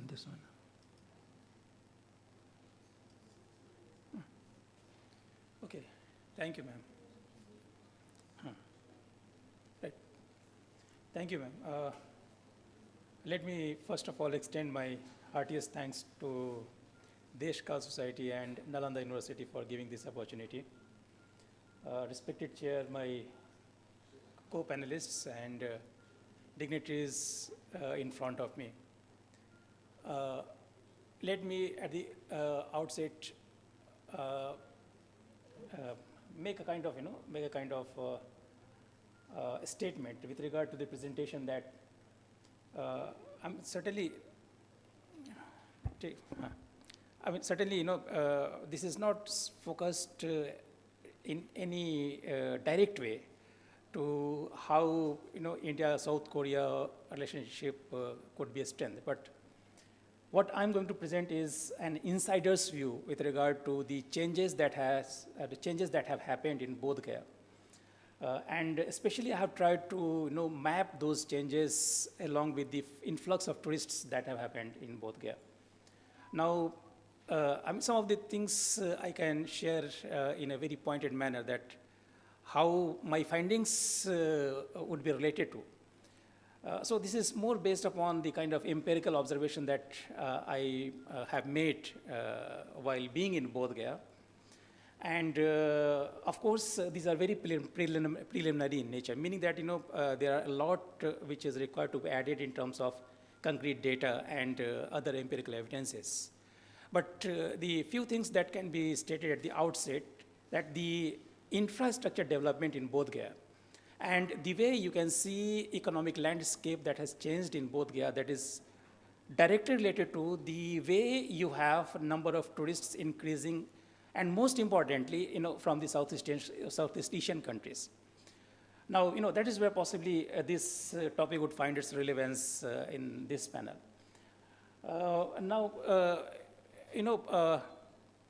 If you look at, this is something, one may find that this is simply a satellite image from Google Map.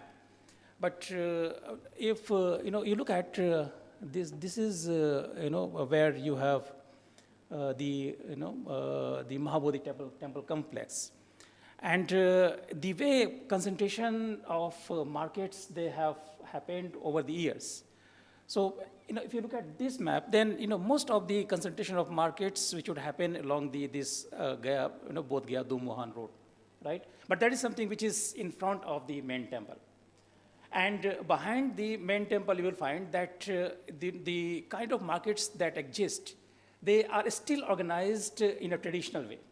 Meaning that the point I'm trying to highlight is that if you look at the development of economic landscape in Bodh Gaya, there are two diverse ways in which one can very clearly identify the development of organization of commercial activities. So one would be along the traditional patterns, which would cater for the needs of the rural population in the adjoining villages.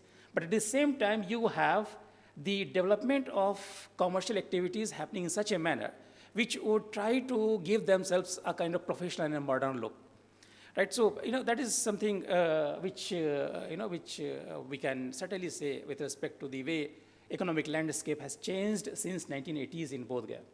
Now, if you look at 1980s, for instance, there were a very few tourists who would come to Bodh Gaya primarily from Japan and Sri Lanka, right? And there were only a very few monasteries also, just close to 5 in number.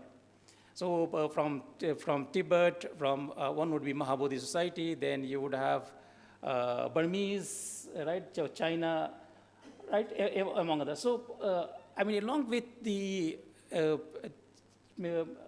influx of tourists, as I have stated, you will find that how the economic landscape has undergone change as well.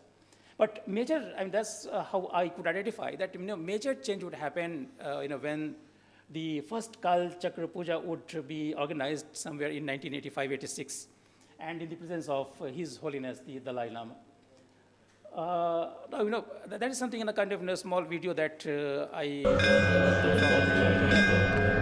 Sanskrit शब्द काल चक्र का मतलब है समय का चक्र। ये वो चक्र है जिसकी न कोई शुरुआत है न अंत।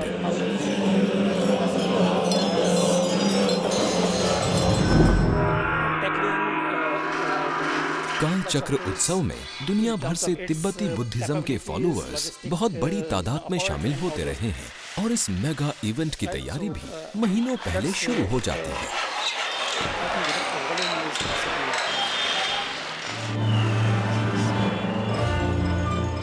और श्रद्धालुओं के लिए बुद्धिज्म के केंद्र बोध गया में कालचक्र होना कुछ ज्यादा ही खास होता है। जनवरी की कड़कड़ाती ठंड के बावजूद लोकल एडमिनिस्ट्रेशन को दुनिया भर से 2 लाख से ज्यादा लोगों के आने की उम्मीद है। और बोध गया संस्कृत शब्द कालचक्र During the Kal Chakra Puja, especially every year, you would have close to hundreds of thousands, more than 200,000 tourists coming, and more importantly, from the Himalayan region, from the Southeast Asian countries, and Bodh Gaya has now geared itself logistically to cater to that high number. Now, this is kind of how the things have changed over the period of time. So initially, hotels were very less in number. One Ashoka hotel would be there. Logistics were very limited. During the first Kal Chakra Puja, you had tourists living in tents. But all those things have undergone change. But in between, there were 2 things which also happened, and that's how has been practiced now in Bodh Gaya. Now, the organization of what they call it as a Nima Molam and Kaju Molam, right? So these are the 2 world peace prayers by the 2 dominant Tibetan traditions among the 4. So the thing is that along with that you have many tourists coming to the Bodh Gaya over the period of time, and 2002 we have Gaya airport being operational, and that's where international flights would also be operating in Bodh Gaya, right? So this is just kind of now that's how the things at present. I've just again just kind of, as I have stated in the beginning, that they are just preliminary data collection. I am still to add more in terms of empirical evidences. But you have now tourists coming from all over the world, not only from Southeast Asian countries, but from other countries as well. They would include academics and Buddhist pilgrims as well. And the number of monasteries in Bodh Gaya, they have also now significantly risen. So Burma only has close to 28 to 29, Thailand 25 to 26, Vietnam 5-6 monasteries, Tibet 16 to 17. But that's how possibly. If you look at Bodh Gaya, then it would appear to be like a mini kind of concentration of consulates, wherein you have different monasteries from different countries, and that's where possibly it would be kind of findings and the way things have changed. Maybe I can highlight 2 things. What exactly one could identify as far as these changes are concerned. And now over the period, you will find that Bodh Gaya is trying to cater for the tourists who possibly may altogether be belonging to the what we can say as people coming from high class, right? High class in a sense that now not only these things signify that they cater for the different classes of tourists, but say for instance now you have Hayat in Bodh Gaya, Habib's, all those markets. We have one international convention. So all these things kind of indicate that how the nature of economic landscape would undergo change as far as Bodh Gaya is concerned. Now, what has made the change? One thing, as I have stated, that the infrastructure and the way economic landscape has changed in Bodh Gaya can be correlated directly with the influx of tourists that we have in Bodh Gaya, right? But along with that, individual efforts, they too would matter. And this is what came to my knowledge when I interacted with Anand Bante. He happened to be one main priests in Mahabodhi temple for quite some time.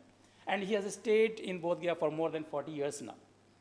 And now, his contributions in terms of establishing Guru Pada and, Peacock Foot Gear, that is something significant. So his take was that once these places were identified and developed in the form of pilgrimage for the Buddhists, then you will find more tourists coming to Bodh Gaya, right? So now tourists would come to Bodh Gaya, they would not stay for one day only, which used to be the case earlier. Now they would stay at least for 2 or 3 days, right? So this is what would kind of make Bodh Gaya to gear up to these changing requirements of the tourists.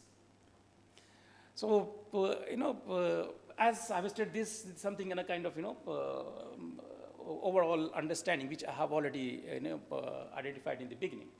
That, of course, there are smart ones in the business who have remodeled their business to give it a professional look. But along this side, you will also find business being organized in a manner where they would still give traditional look, right?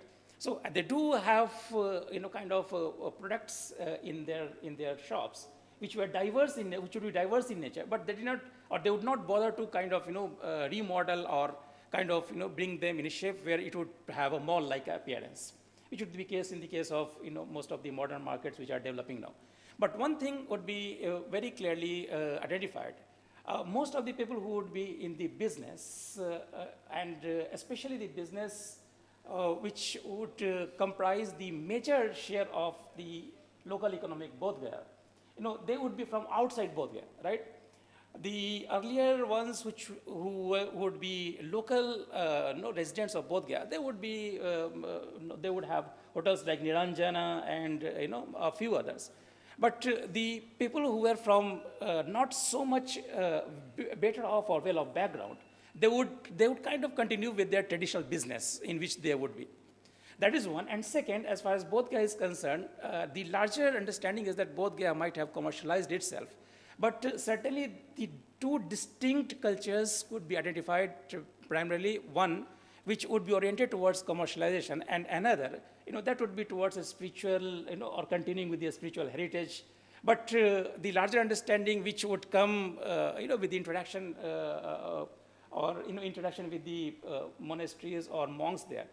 So their opinion would be that people there, local people would there would be less interested in a spiritual heritage and a spiritual philosophy. Rather than their only objective would be to make some business and make some money out of the inflow of tourists and all those things. So this is something in the terms of preliminary understanding. As I've said, I'm still trying to develop it more and bring in more data to give it kind of very concrete. Thank you so much. Thank you so much for your attention.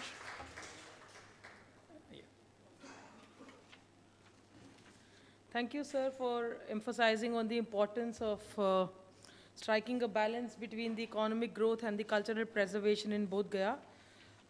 To chair this session, I would request Dr. D.M. Mule, Honorable Member, NHRC, to please chair the session.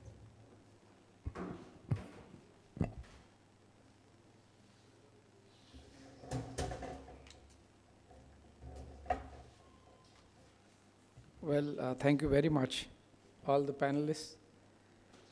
Wonderful presentations that really gives us a 360-degree view of the theme, even though I would have liked more emphasis on focus, which is really how do we strengthen the relationship between India and South Korea by using Bodh Gaya and Buddhism.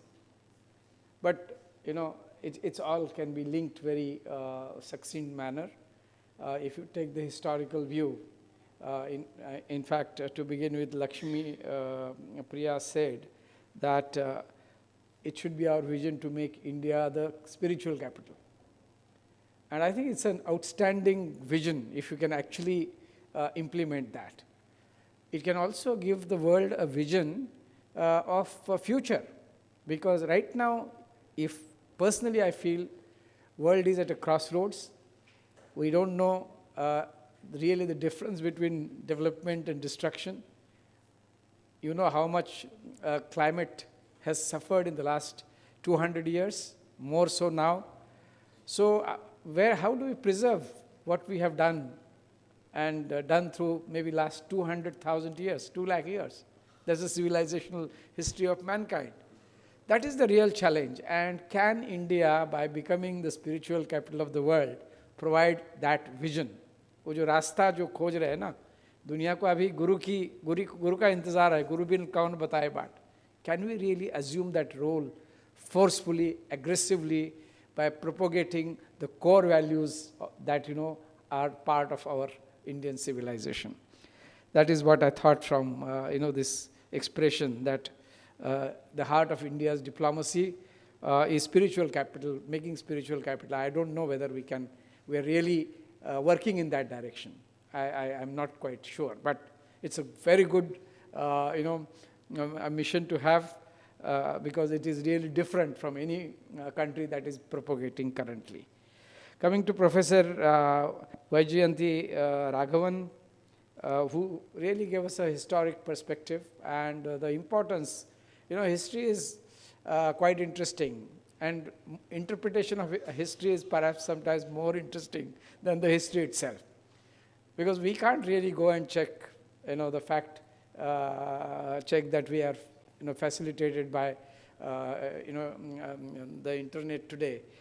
But there is Sri Ratna and Kim Suro's, legend, for example. It provides, and the timing is very interesting. It's 48 AD, and Saint Thomas came to India from the other part of the world in 52 AD. What was the churning going on during those times?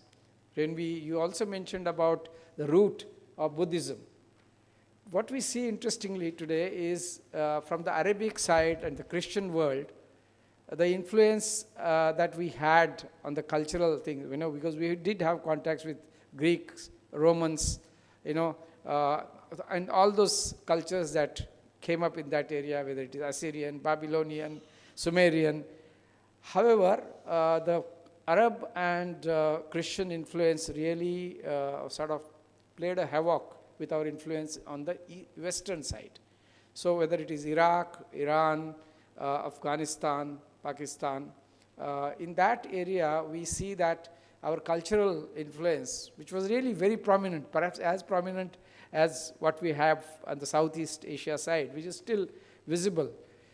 So that's a little tragic, but it did happen, and we have lots of threads now to pick up and put them in perspective, which you really did rather well.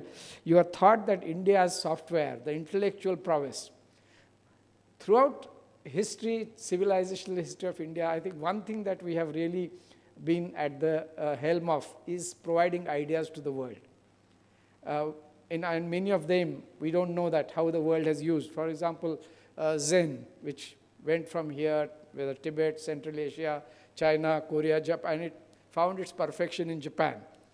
Judo, for example, karate, many of these things have really yoga, the entirety, yoga in its entirety.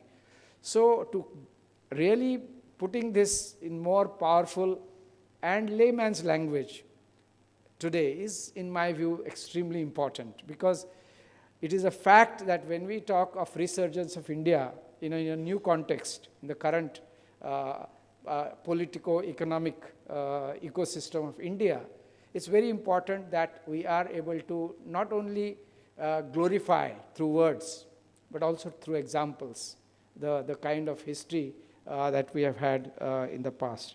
So software, hardware idea is excellent, because I always feel that if each of the world's countries is given a role, what role India would have? Because we are very bad in implementing laws, excellent laws we have got. Similarly, excellent thoughts we have in this country, so we can become ideal teachers and professors all over the world. That role can be assigned to India. Software again. But free thinking has also been hampered in our country. Once in a while, we have really stopped. Maybe it's the aggression, it's the Macaulay system that made us into clerks, and now digital clerks more so. And now, I was mentioning in the morning that 5 lakh Indian youth go abroad for education every year. That's your and my children, because they mostly come from middle class. And we spend about 3 to 4 lakh crores on them.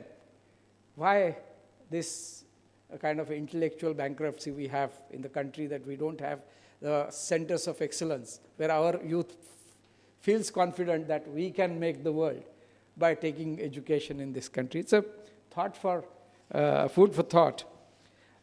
Similarly, Santosh Kumar Ranjanji, also you made very interesting points, and some of those photographs really I had never seen, though I'm not a student of Korea.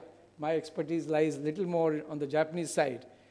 But the point that whether it is Gandhi, Nehru, or Tagore, they made tremendous impact on the world in their own times. And this we should not forget, because sometimes we get carried by the present. But it's very important that the best of the past we should retain, highlight, and integrate it into our current narrative. And in Tagore I have seen he visited Japan more than once. And so much of work has been done on Tagore in Japan. And Tagore, of course, went all over the world, and several legends are there, similar legends that you narrated about. And entire works of Tagore have been translated into Japanese, for example. So this is a cultural wealth. We need to see how we can consolidate, use it further. Dilkush and Mary Taylor connection also, I found it to be very important. Again, the names, for example, in Thailand, the airport is called Swarnbhumi, and then is this Ayutthaya, and now this Kaya or Gaya that we say. This also needs to be highlighted for a commons. It should be taken away from scholars and books, and put it in the public domain more effectively, because we have now the social media, which can serve as an important vehicle for spreading the thought, because our younger generation does lack in the depth, understanding the depth that Indian philosophy, body of literature that we have had, the number of areas that we have covered in our ancient thought. Younger generation lacks understanding about it. So, but it is putting up to them in their language is very, very important. Similarly, Sadhu Sundar Singh and Guru Charan Singh's episodes also give fascinating insights. Coming to Mr. Praveen Kumar's presentation, which is really contemporary, form of, what should I say, how Bodh Gaya and Buddhism, they coincide, and how they kind of thrive on each other. A lot can be done.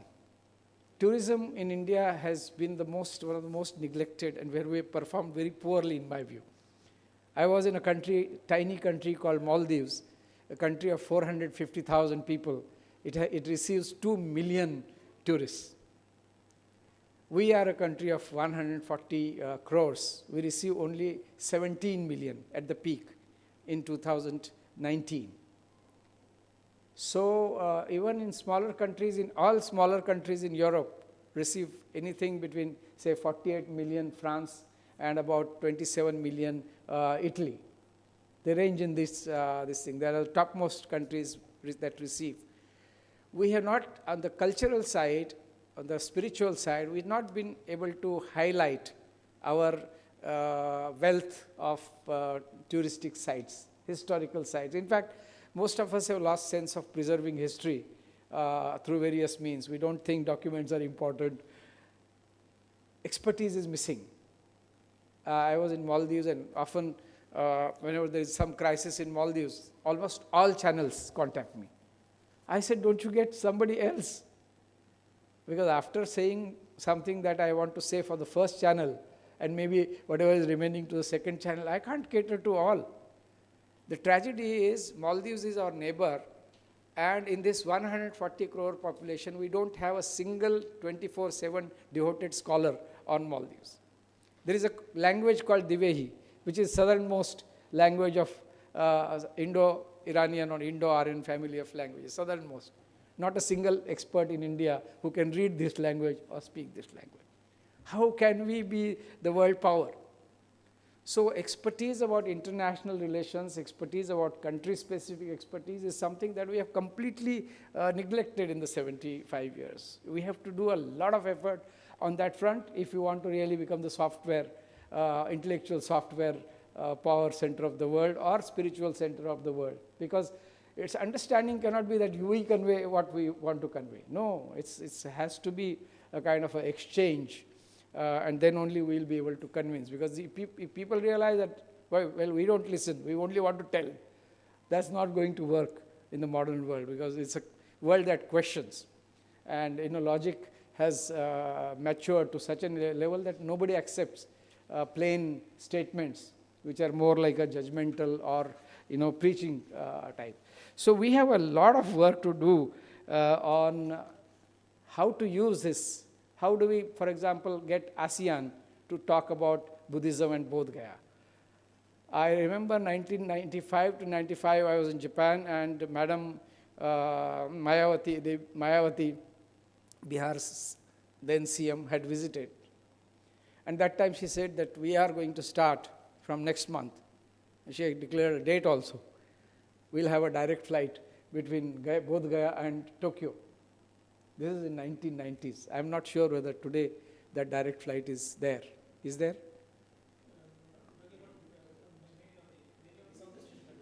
Chartered flights have started. So that's a good beginning, because I think the Japanese tourists who came to Buddhist circuit, they always complained about not having enough toilets, not having enough rooms, having rooms with that stink, where the water is often of red color or brown color. So even in this, because Japanese are perfectionists, they are so perfect that when they create their pottery, whatever ceramic or terracotta, they'll put a mark on it so that that imperfection also contributes to the perfection. We are on the reverse side still. We need to do a lot of work.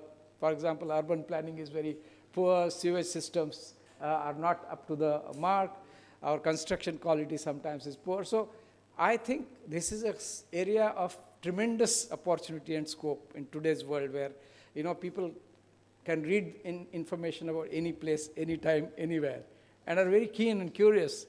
And India right now wanting to have a place on the world stage, this is the opportunity that we have. I always feel that Prime Minister is doing more to promote tourism than any of us. Because he came to, I remember the first speech he had in the Madison Square Garden, when he addressed, he said, we are about 3 million or 4 million in USA. If each person who is Indian, based in US, can bring 5 people to India, that will take the number to 20 million. This is a mission that we need to undertake, because the best part of tourism, it doesn't create much of pollution. It's and then human relations are not really one that are valued the most, but tourism can facilitate that, because culture, trade, commerce, economy, everything has moved. The Silk Road and the trade routes have always been the same, silk representing both art, craft, as well as commerce. So I pause here. I compliment my panelists for contributing to this wonderful presentation. Thank you very much. I also thank Deshkal, Nalanda University, Ministry of External Affairs, ICWA, and Indira Gandhi Center, all coordinating and cooperating in this particular 2-day Bodh Gaya Dialogues, Landscape of Enlightenment. Thank you so much.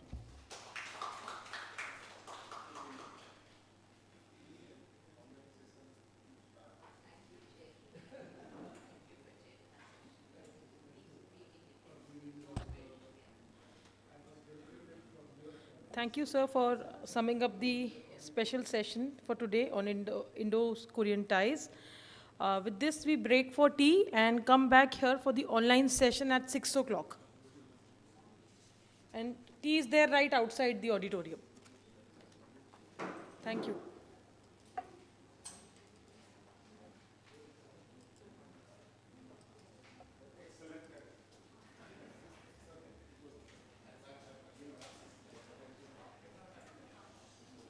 हटा सकते हैं ना, ये हट मैं गया। हटा रही हूँ सर, मैं तीनों की हटा रही हूँ PPTs।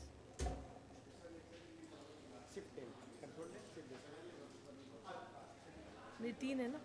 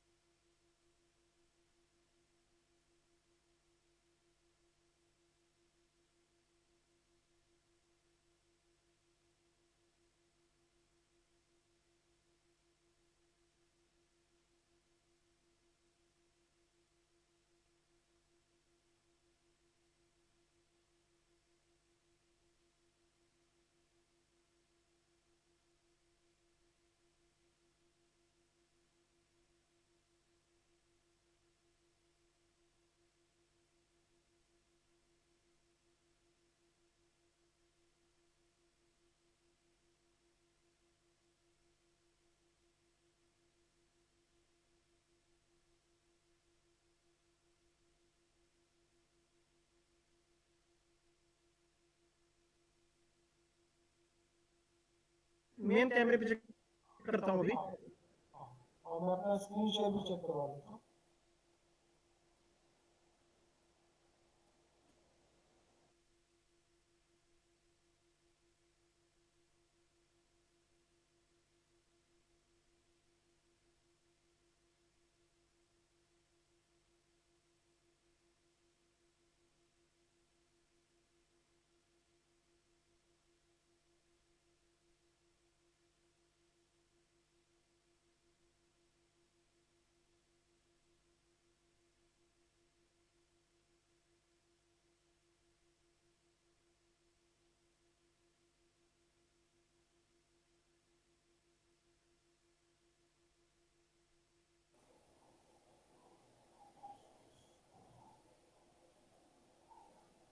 सभी मेरा आवाज आ रहा है? आवाज़ आ रही है सर? आपकी आ रही है, मेरी आवाज आ रही है? यस सर, आ रही है। एक बार स्क्रीन शेयर कीजिएगा अपनी। एक मिनट।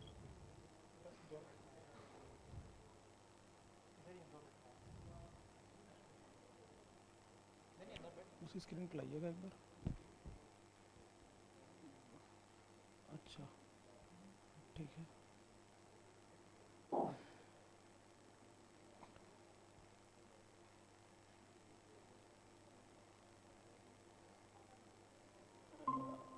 स्क्रीन शेयरिंग यहाँ उल्टा दिख रहा है क्या? स्क्रीन आ रहा है आपके? एक मिनट स्क्रीन, एक मिनट, स्क्रीन तो विजुअल हो रही है लेकिन हाँ ठीक है, अभी सही है। इसकी प्रोपोर्शन ठीक है? स्ट्रेच तो नहीं हो रही आपकी स्क्रीन पे? जी, इसकी प्रोपोर्शन तो ठीक है? ये कहीं हाँ फुल स्क्रीन कर stretch लीजिए तो एक बार नहीं हो आप। रहा है? फुल स्क्रीन है ना ये? सॉरी? ये फुल स्क्रीन पर है ना? हाँ, फुल स्क्रीन पे है। ठीक है, आप नेक्स्ट कीजिए एक बार। ठीक है, ओके। ठीक है, पढ़ा जा रहा है ना, दिख रहा है ना? अभी विजुअल है ना स्क्रीन आपको? ये विजुअल है, विजुअल है। ठीक है, ठीक है। ठीक है। अभी मैं वेट करूँ, राइट? एंड सेशन स्टार्ट होने जा रहा है।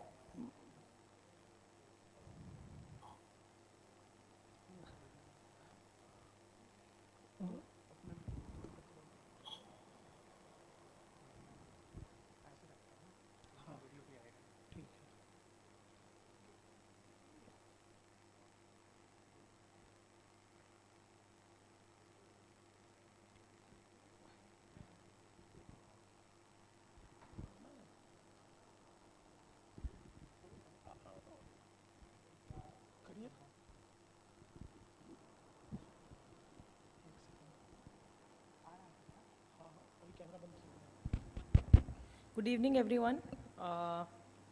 We are in the session 4 for the day. It's an online session.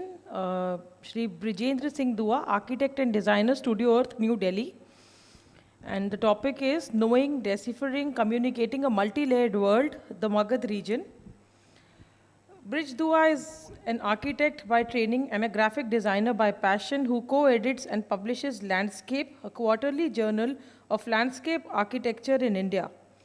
As part of its work, the journal has researched and published nature in the city maps of historic sites of Delhi, Pune, Bangalore, Kolkata, Lucknow, Jaipur, and most recently Bhopal. These maps explore their regional context, inception, evolution, and growth in respect of their relationship with nature and culture. Over to you, Bridji.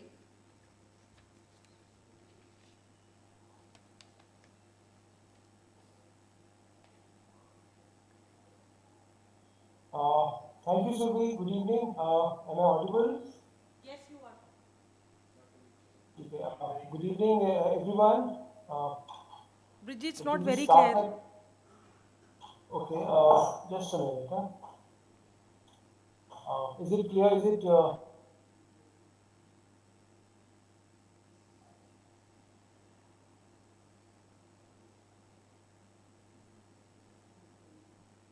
Subi, am I audible? Yes, yes, better. ठीक.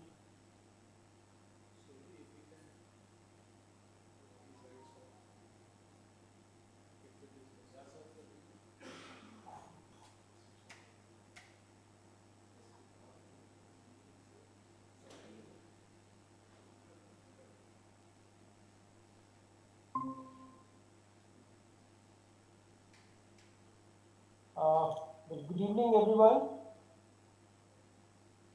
We'd like to start by thanking Deshkal Society and especially Sanjay ji for giving me this opportunity to present some of my work, some of my thoughts in this forum. Thank you also to Nalanda University for the opportunity. And I'm sure it's been a very long day, and I'll keep my presentation very short and crisp. I'm sure you all must be really tired. So I'll quickly start my presentation. As Surbi introduced me, we're architects and designers. I'm based in New Delhi, and with our training in architecture, we try to look at things in our own way. So we'll start, we're trying to now look at the Magad region, trying to know it, decipher it, and communicate it. It's a multi-layered world. So as we all know, the Magad region is a unique cultural landscape which has evolved through ages, and it has thrived on an idea of a deep relationship that various cultures establish with nature through exploration and understanding. And here, in this region, especially in the context of religions of Sanatan, Buddhism, and Jainism, here the land and nature have been reshaped by human communities for worship, for production, habitation, and learning also. And these include settlements across a vast region. The three main sites, places are Bodh Gaya, Rajgir, and Nalanda, and various associated sacred and religious sites belonging to different epochs, but all are united by intangible bonds of, I would say, communion, set of environmental and cultural values. And very importantly, the region encompasses two World Heritage sites, that of archaeological site of Nalanda Mahavihara, and of course the Mahabodhi temple complex in Bodh Gaya. So in light of its rich historical and cultural significance and national and international recognition, it becomes a necessity to disseminate knowledge about the region, more knowledge about the region in various mediums. This small presentation looks at just one framework of presenting or communicating knowledge, which is through mapping, mapping of a place, of a region. So as we all know, Magad has been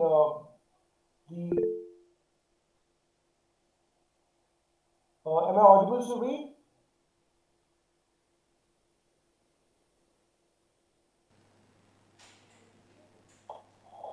Well, as we all know, that Magad, the ancient kingdom of India, was the nucleus of several kingdoms or empires between the 6th century BCE. Bridji, sorry to interrupt. The audio is not very clear.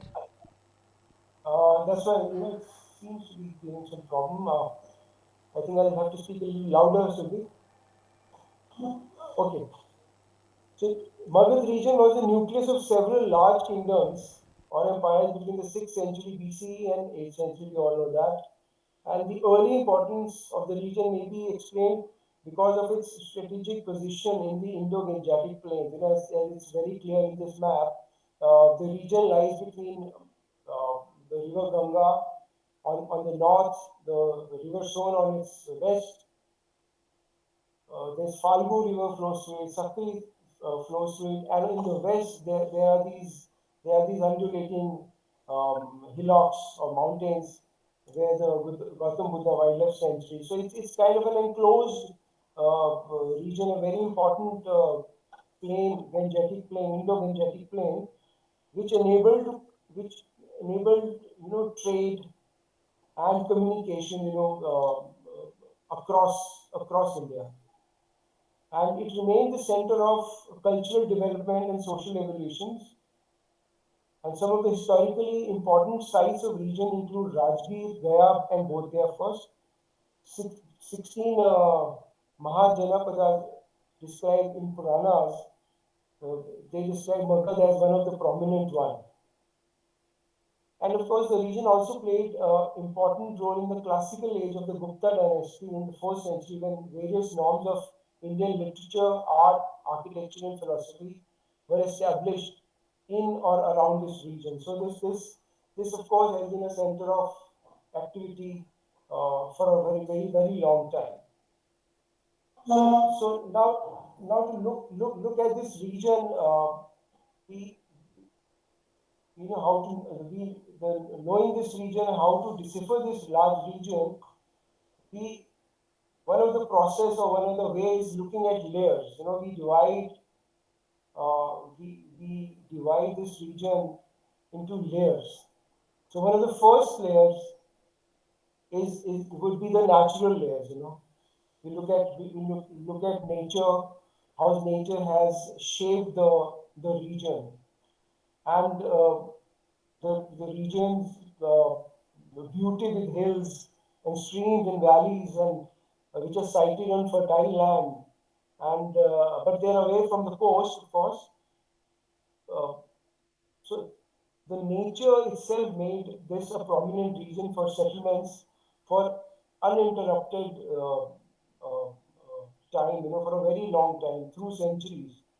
And Rajgir itself was known as Giri Vraja, you know, which defined a unique geographical identity to the place, which was protected and enclosed by hills, and it was kind of a valley. And the Rajgir, of course, as a lot of people would already know, that it consists of the 5 hills. It's called Panch Pahari, and you know, some are even rocky hills with Falgu River flowing through them. And of course, in today's time, in current scenario, the region also houses many nature reserves and sanctuaries, and it's one of the most serene natural regions in the country. So what is the natural layer? You know, as you can see various sites. If you look at the place through a natural lens, the Rajgir Wild Sanctuary, and even this is an 1800 watercolor drawing showing the Mahabodhi temple. You know, it was lying in forest, and of course the Mahabodhi tree itself. You know, so nature has shaped and played a very important in this region. So that's one layer. The second layer, of course, is the historical layer. You know, the history, the remains, the architectural history of the place. That's layer number 2. That's another layer which adds to the region. Of course, Nalanda, Mahavihara, the Barabar caves. There's an Aina Mahal, Sujata. Of course, Bodh Gaya has so many sites. So it's an old image of the Barabar hill with the caves. This is again a very old image of Bodh Gaya. I think this is Bodh Gaya actually, from the Falgu River. That's a image there. Ruins of the Aina Mahal currently. And of course, in this scenario, the new Nalanda University, you know, has added its footprint in the region, and it's a new landmark. You know, that's what we say. You know, it's an institute like this and a place like this it shapes. It not only shapes the academics of and the lives of students who are studying there, but it actually as a project. It's in the long run, you know, in the next 10, 20, 30, 50, 100 years, it's also going to shape the direction of the region, the entire region where it's going. So that's a very important landmark that has been added to this region. Then of course we look at cultural layer. The cultural and religious layers are kind of overlapping. Of course, the cultural layer has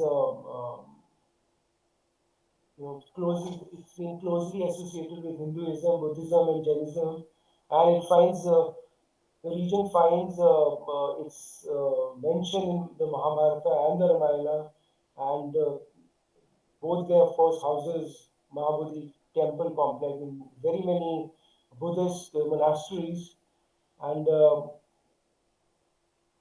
Gaya, of course, has been chosen as one of the 12 heritage cities to benefit from the government's Heritage City Development Program. So the cultural and the religious layers again add another dimension to the region. And these are another two layers that one can look at while looking at the region. These are very important layers because places like Bodh Gaya and Gaya, of course, get so many tourists throughout the year. That's religious tourism, as one would say. So that's two very important layers. That's a Mahabodhi temple, of course, and this is an old painting of the Rajgir Panch Pahari, which they depicted the nature and culture of this place. It's a very interesting and vibrant way to represent uh, the region. So having said that, looking at the region and breaking it down to layers, one would say one understanding, of course, is that all these are overlapping processes. These are processes. These are integrated processes. These are not products, and these are ever evolving and changing with time. And our work as designers or as someone or even historians or as researchers. So our work is how to decipher these layers and how to present these layers. The deciphering of the layer is based on the intent. Who is our end user? What is our intent of the communication medium that we are choosing, and depending on that, we look at we choose one layer over the other. And these layers are actually transparent because these are all integrated and overlapping. So very quickly, the way of communicating, which means how we can look at the region. I'm quickly going to show you two examples, which could be a template for this region also. So the first is a map of Bodh Gaya that was part of a book that we did last year with Deshkar Society. And as part of the book, a map was designed by us. And the way to, of course, start mapping was that through Google, of course, we traced out the important sites, the layout of the Bodh Gaya town, including the river and the various sites, which was we kind of trace it on Google. The next step was, of course, quick step was to isolate or extract the layout. And then based on the layout, then we added our artistic impression of Bodh Gaya, using the appropriate colors, using icons to represent the map. And then, of course, adding the agricultural green layer outside. Then the next step, of course, adding the kind of a legend, because it was a book and it had a certain size. So the names, of course, and the important roads were added to the size. And eventually, this was part of the book, which had the photographs of the important sites relating to the map. So it gives the reader a very quick idea of the place first thing, and then it's a map which one can use, you know, while going around Bodh Gaya. And so this is of course one way of looking at mapping a place. Second was, you know,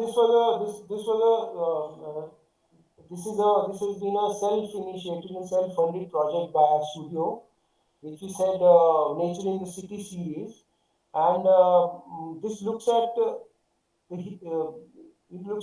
historic cities of India while identifying and listing important natural sites and constructive projects that have integrated nature in a profound way to create better living experiences. So this was again a layering exercise. You know, the processes was layered, and again it was overlapping and integrated exercise. So quickly on, so it was the map is a fold-out map, and it had two sides. The first side, of course, was the looks at the evolution of the city. In this case, Delhi, which is the history, the shaping of the city. So this is like, you know, the map starts like this, and then it opens up, opens up, opens up, and this is the one side. So for Delhi, you know, it was the hills, it was the riverfront, it was the role of nature, and then today, of course, a growing metropolis. On the other side, the mapping side, we again look at layers. So we started with this soil map. We identified the soils, four or five types of soils: in the river, the ridge, the flatlands. Another layer is the eco zones of Delhi. Another layer was the greens of Delhi, and within each layer, of course, there are these again, you know, subdivisions. The greens are not one kind. They are public greens. They are archaeological sites and protected site greens. They are public parks. There are private parks. There's a zoo. So you know, within one layer also there are various divisions, various parts of a layer. So the green layer, and then of course the hydrology. You know, the Yamuna, the Najafgarh drain. That's very important. So how the river flows, how the water flows through the city. And then all these come together as one map, which is the consolidated map, which is the infrastructure map, which has everything: the soils, the greens, the eco zones, the hydrology, and everything. And this was the final look of the layer, which had the text of the layers, of the important sites of the greens, and so this is how the map came out. And again, based on based on this map, we were since 2017 we've been able to do maps of almost 7 cities now: Delhi, Pune, Bangalore, Calcutta, Lucknow, Jaipur, and Bhopal. Very recently in Bhopal. So this has been a process that we've tried to follow in all the maps. And why I'm referring to these maps is because we think this is of course one way we can look at the Magad region through this lens also. This could be a template for the Magad region also. And I'll end my presentation very quickly. Again, looking at layers at the Nalanda University project, you know, where you guys are studying, you are sitting now. Even the Nalanda University plan was conceptualized by integration of different layers of natural processes of land, water, vegetation, design briefs of function, ecology, and activities. And this is a template to promote the spirit of Nalanda. So the planning is of course in layers, and the architecture and the look and even the planning, the spirit is of the Nalanda University, Nalanda Mahavihara. So that's a very this is where everything comes together. I again end my presentation.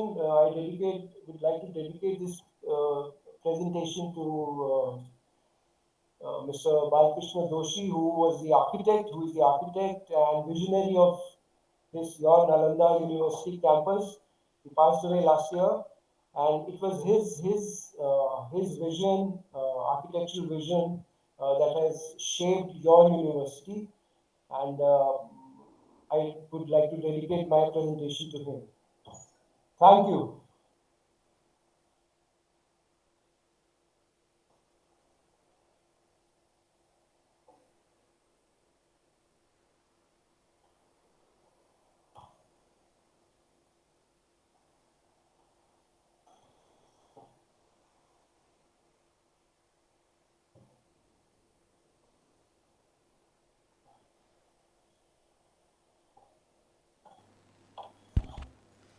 Thank you very much, Bridji, for making us understand and interpret the intricacies of the Magad region that involves exploring various aspects such as history, culture, geography, and socio-economic factors that shape this region.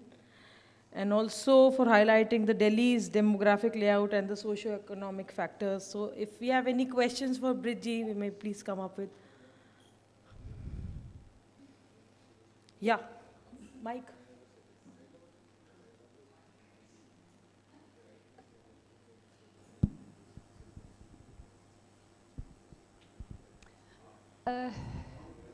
May I say good afternoon still? My name is Dr. Heidmann. I'm from Germany. I'm an art historian on one hand, but also a philosopher for Asian culture, Asian philosophy. My question is a theoretical question, since I'm working on the theories of interpreting historical monuments, and I would very much become enlightened by you to find out how you approach ancient and modern architecture. Which methods do you use? Which points of views do you apply for interpreting artifacts coming down through history or are nowadays created or recreated?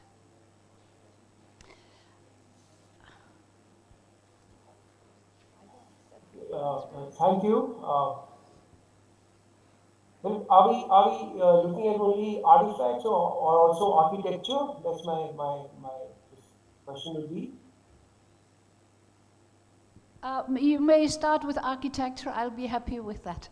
Okay, for architecture, it's kind of simpler because, you know, for historic architecture or let's say the architecture that should be conserved, it's because, you know, architecture doesn't have one layer.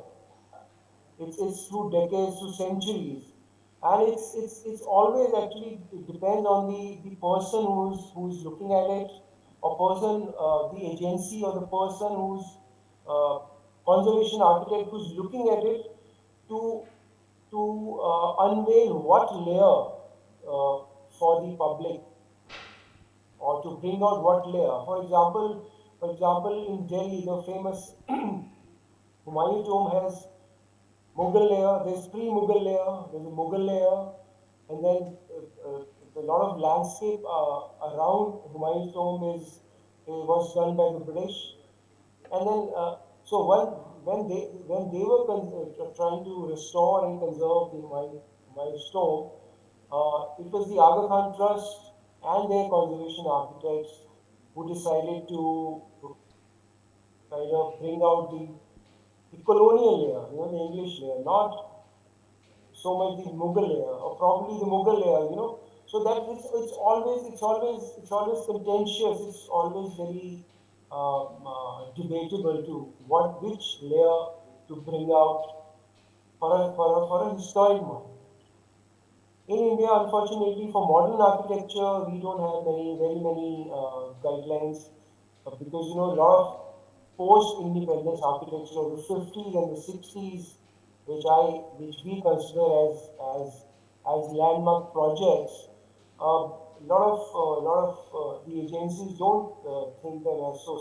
So that conserving the modern architecture is again a very debatable issue.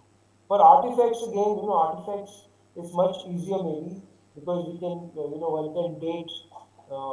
There are these techniques that you can date the artifacts. You can source, you know the source at least the location of the artifacts. So that's a kind of a relatively easier field than probably architecture. Thank you so much. Thank you. I hope I've answered your question fully. Well, it's a complicated issue. I'm working on theories, empirical theories, and then also the very modern theories that allow for more personal interpretation. And I just wanted to get your viewpoint on how you are proceeding when you find artifacts or when you are confronted with modern architecture, also like funeral sites. In Delhi, there is one beautiful funeral site of Mahatma Gandhi and of Rajiv Gandhi. They are tainted by postmodern architectural strains, so it would have been interesting to exchange to listen to your point of view. Thank you so much. Exactly, this is what I'm saying. It's a lot depends on the person who is looking at, and it's your like I said in my presentation, that the end product, whether it's a map or a publication or anything, it's up to the team who's working there. I mean, which layer to give how much importance to. There are so many layers. Nothing is in isolation. Everything is overlapping. Integrated. So it's up to the team to take out or highlight one particular layer or a set of layers. So it depends on the person. Yes, I was also thinking on multi-layered architectural straits like Taj Mahal. It has many influences from the Greek society and from Plato's society, geometrical forms, inlays from the Italian Renaissance time. It has Central Asian straits, it has modern Indian addings, and especially modern Indian symbolism. So it's a very complex site, and your view or your theory or your approach would have been very interesting to get to know. Yes, because I think any architecture is a reflection of its particular time and context, and especially for Taj Mahal, because it took 30 years, and the craftsmen were for a craftsmen of Taj Mahal were from various regions, and when they came together, of course, each one of them brought something, some expertise, some of his own background, some of his own speciality to it. So Taj Mahal, of course, you can't be classified as one single style, because there's so many, like you said. So this is true for so many monuments and architecture around the world. It's again a teamwork, and it's a very large team with various backgrounds.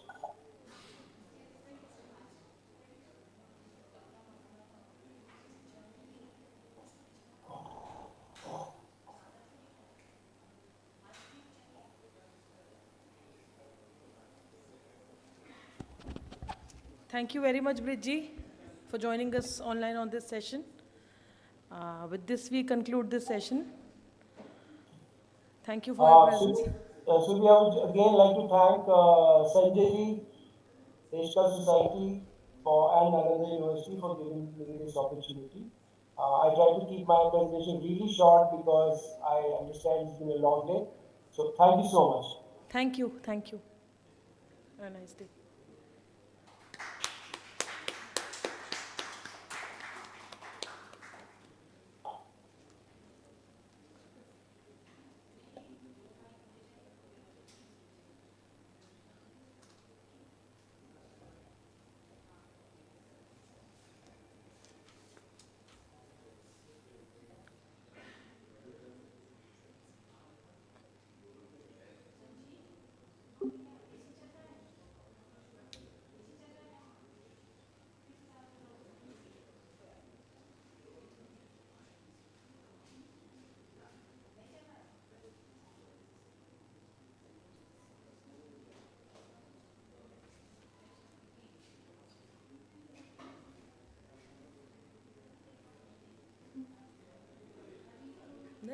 5 minutes, yeah.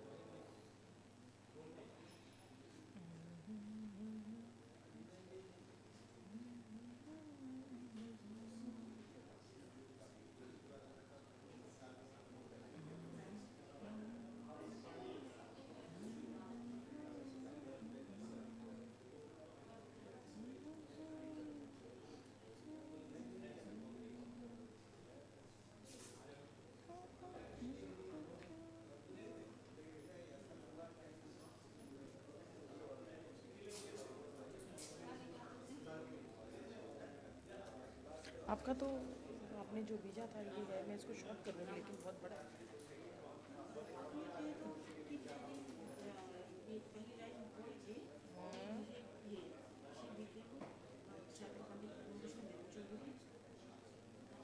From her mother and Shri C.L. Banerjee mother तक रहने शक्ति बाबा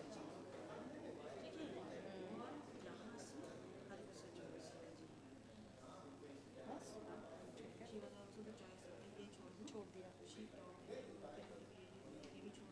बस हो गया ऐसे कह दो इन्होंने बहुत बुक्स आर्टिकल्स लिखे और बहुत अवार्ड्स मिले हैं बस एक सेंटेंस में बुक्स आर्टिकल्स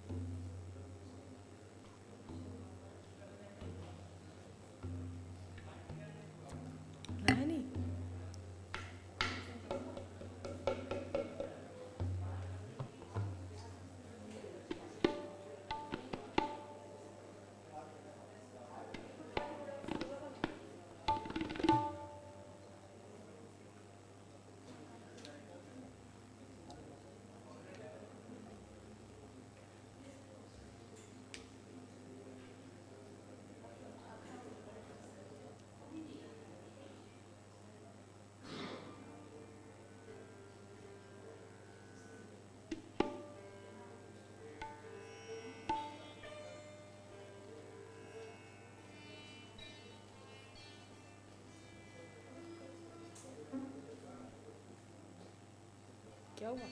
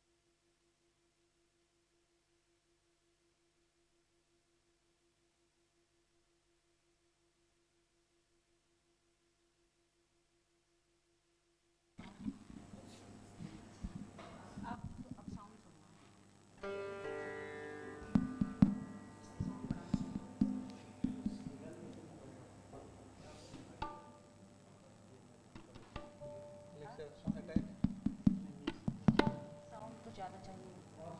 साउंड बढ़ाओ। तबले में कम, सितार में ज़्यादा।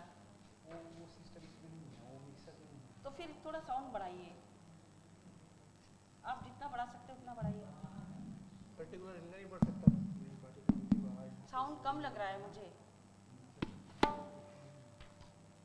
मैं बजा रही हूँ, देखिए। साउंड नहीं होगा तो प्रोग्राम ठीक नहीं होगा।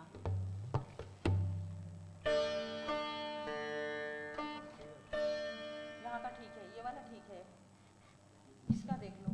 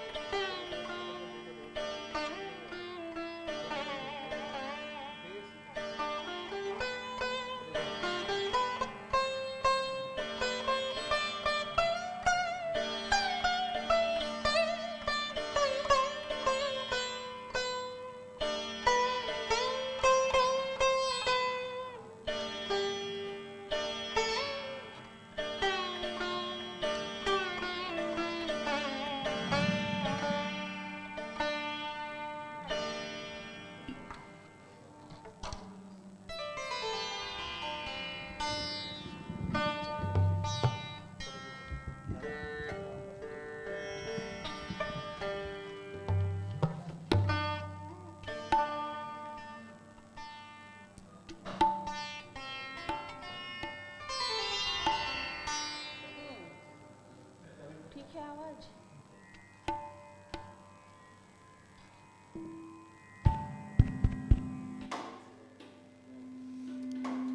Good evening, everyone. Music can be best defined as the sound that is pleasing to the ear. Dr. Chakravarti's slender fingers bring out the best of notes from the strings of sitar and give a mesmerizing effect to the listeners. Born into a Bengali family of music lovers, she received musical guidance initially from her mother, late Srimati Shakti Mukherjee. She became a disciple of Pandit Padma Bhushan Debu Chaudhary, a sitar player of international repute, and completed her doctoral thesis under his guidance and got training from Ustad Ghulam Dastagir Khan. Presently learning from Padma Bhushan and Padma Vibhushan Pandit Hari Prasad Chaurasia. She has written many books and articles and have been awarded many times. On the tabla, we have Ghulam Waris, disciple of late Ustad Manju Kha.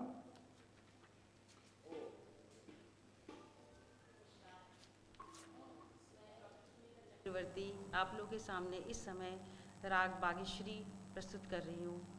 आप सबका आज्ञा चाहती हूँ और अपना कार्यक्रम का शुभारंभ करती हूँ। मेरे साथ गुलाम वारिस जी हैं। ये अजराड़ा घराने के प्रसिद्ध खलीफा उस्ताद स्वर्गीय मंजू खां जी के शागिर्द हैं गुलाम वारिस जी।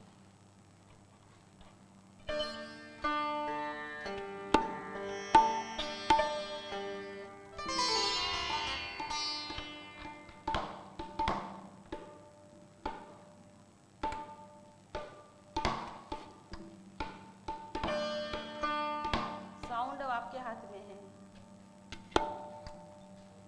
शुरू करें।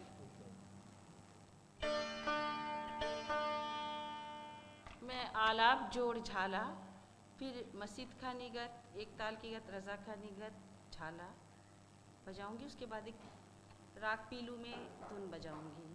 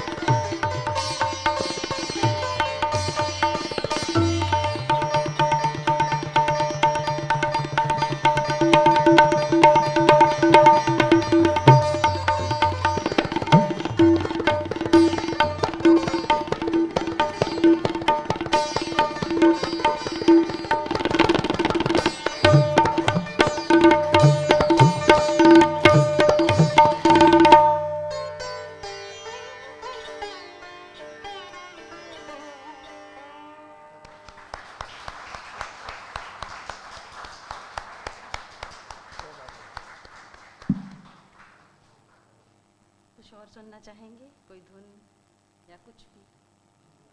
बजाऊं? पीलू का धुन बजाऊं? आप कहिए, मैं पीलू का एक छोटा सा धुन बजा देती हूँ। ये ठीक था? नहीं, साउंड था।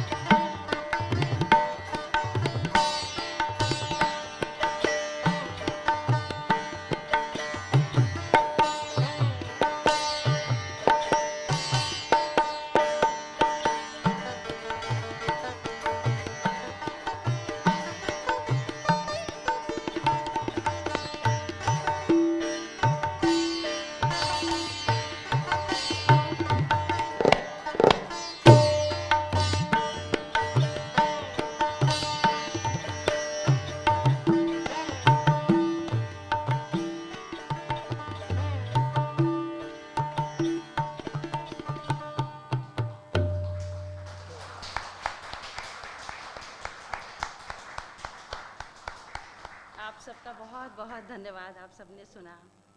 संजय जी का बहुत बहुत धन्यवाद, आप लोग जो भी यहाँ पे उपस्थित है, आप सभी का, मैं सबका नाम तो नहीं जानती, पर मैं आप सभी विद्वज्जनों का प्रणाम करती हूँ।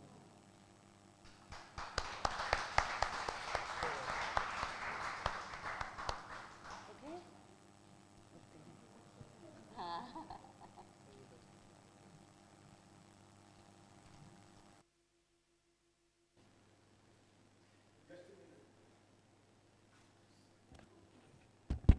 Thank you, everyone. It was a great musical evening we had. I request Sir to please come and say a few words to end the day today.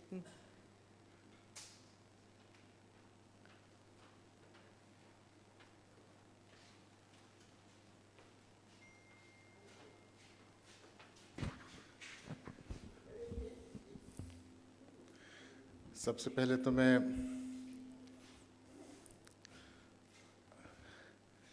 हमारे मेहमान और संगीतज्ञ दोनों सितार और तबला वादन के लिए इतने कुशल संगीतज्ञों को मैं बधाई दूंगा और ये कहूँगा कि आपने कुछ देर के लिए पूरा यहाँ वातावरण ही बदल दिया। आपको बहुत बहुत धन्यवाद। समापन के लिए तो मैं नहीं कहूँगा, समापन तो अभी तो कार्यक्रम जारी है। मैं अवश्य कहूँगा कि एक दिन भी जीवन का यदि सार्थक हो जाता है तो बहुत बड़ी उपलब्धि होती है। आज का दिन पूरा एक ऐसी संगोष्ठी में बीता है जिसमें चर्चा विविध आयामों में और एक आशावाद के साथ संपन्न हो रही है। एक प्रमाण ये है कि हम अपनी परंपरा को नहीं भूले हैं। आपके सामने विद्वान हैं। दिल्ली विश्वविद्यालय में आप स्वयं एक प्रवक्ता हैं, असिस्टेंट प्रोफेसर हैं और कला इस संगीत को सिखाने के साथ उसका जो इनका अभ्यास है आपके सामने था। मंत्रमुग्ध हो गए सब लोग, स्वर बरस रहे थे। दूसरा, उन प्रतिभागियों का जिन्होंने आज दिन में विशेष चर्चाओं में इस संगोष्ठी को अर्थ प्रदान करने के लिए अपने विचार रखे। संपूर्ण प्रस्तुतियों में आप देखिए विविध पक्षों के द्वारा कितना इस क्षेत्र के लिए और भारत देश के लिए अभी काम किया जा सकता है। अभी कितने क्षेत्र हैं जहां पर हमारे योगदान की आवश्यकता है, कितना कुछ संवर्धन किया जा सकता है। और यही विचार एक समग्रता के साथ, जैसा उसका उद्देश्य था, इस कार्यक्रम का उद्देश्य है कि जब सभी पक्षों से विचार किया जाएगा तभी ये प्रयास सफल हो सकेगा। बोध गया डायलॉग जो आपने प्रारंभ किया, अवश्य आपका एक शुभ चिंतन था। आपके मस्तिष्क में एक सद्भाव था जिसके कारण वो शुरू हुआ और आप इसीलिए आगे बढ़ रहे हैं। इसमें कोई किसी का आप मानिए कि कोई और इसकी शक्ति है, वो शक्ति अपने आप आपके साथ जुड़ रहे हैं। तो मैं यही कहूँगा सारी शुभकामनाओं के साथ कि आज का दिन बहुत सफल किया, जिसमें आपके लिए धन्यवाद देता हूँ। सभी प्रतिभागियों का मैं बहुत बहुत आभारी हूँ, क्योंकि एक दिन अच्छा बनाने के लिए बहुत लोगों का सहयोग हम इसको मानिए तो सही है, अन्यथा समय तो किसी का नहीं रुक रहा, सब भाग रहा है और आज का दिन अच्छा यादगार रहेगा।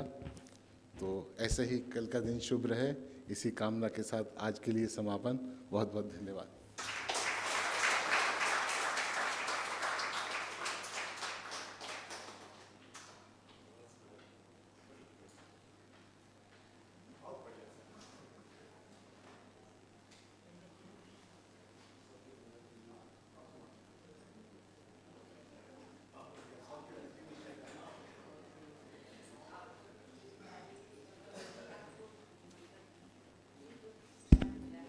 Thank you, everyone. We'll have the dinner at 8 o'clock onwards at the dining hall. Thank you. Shut down.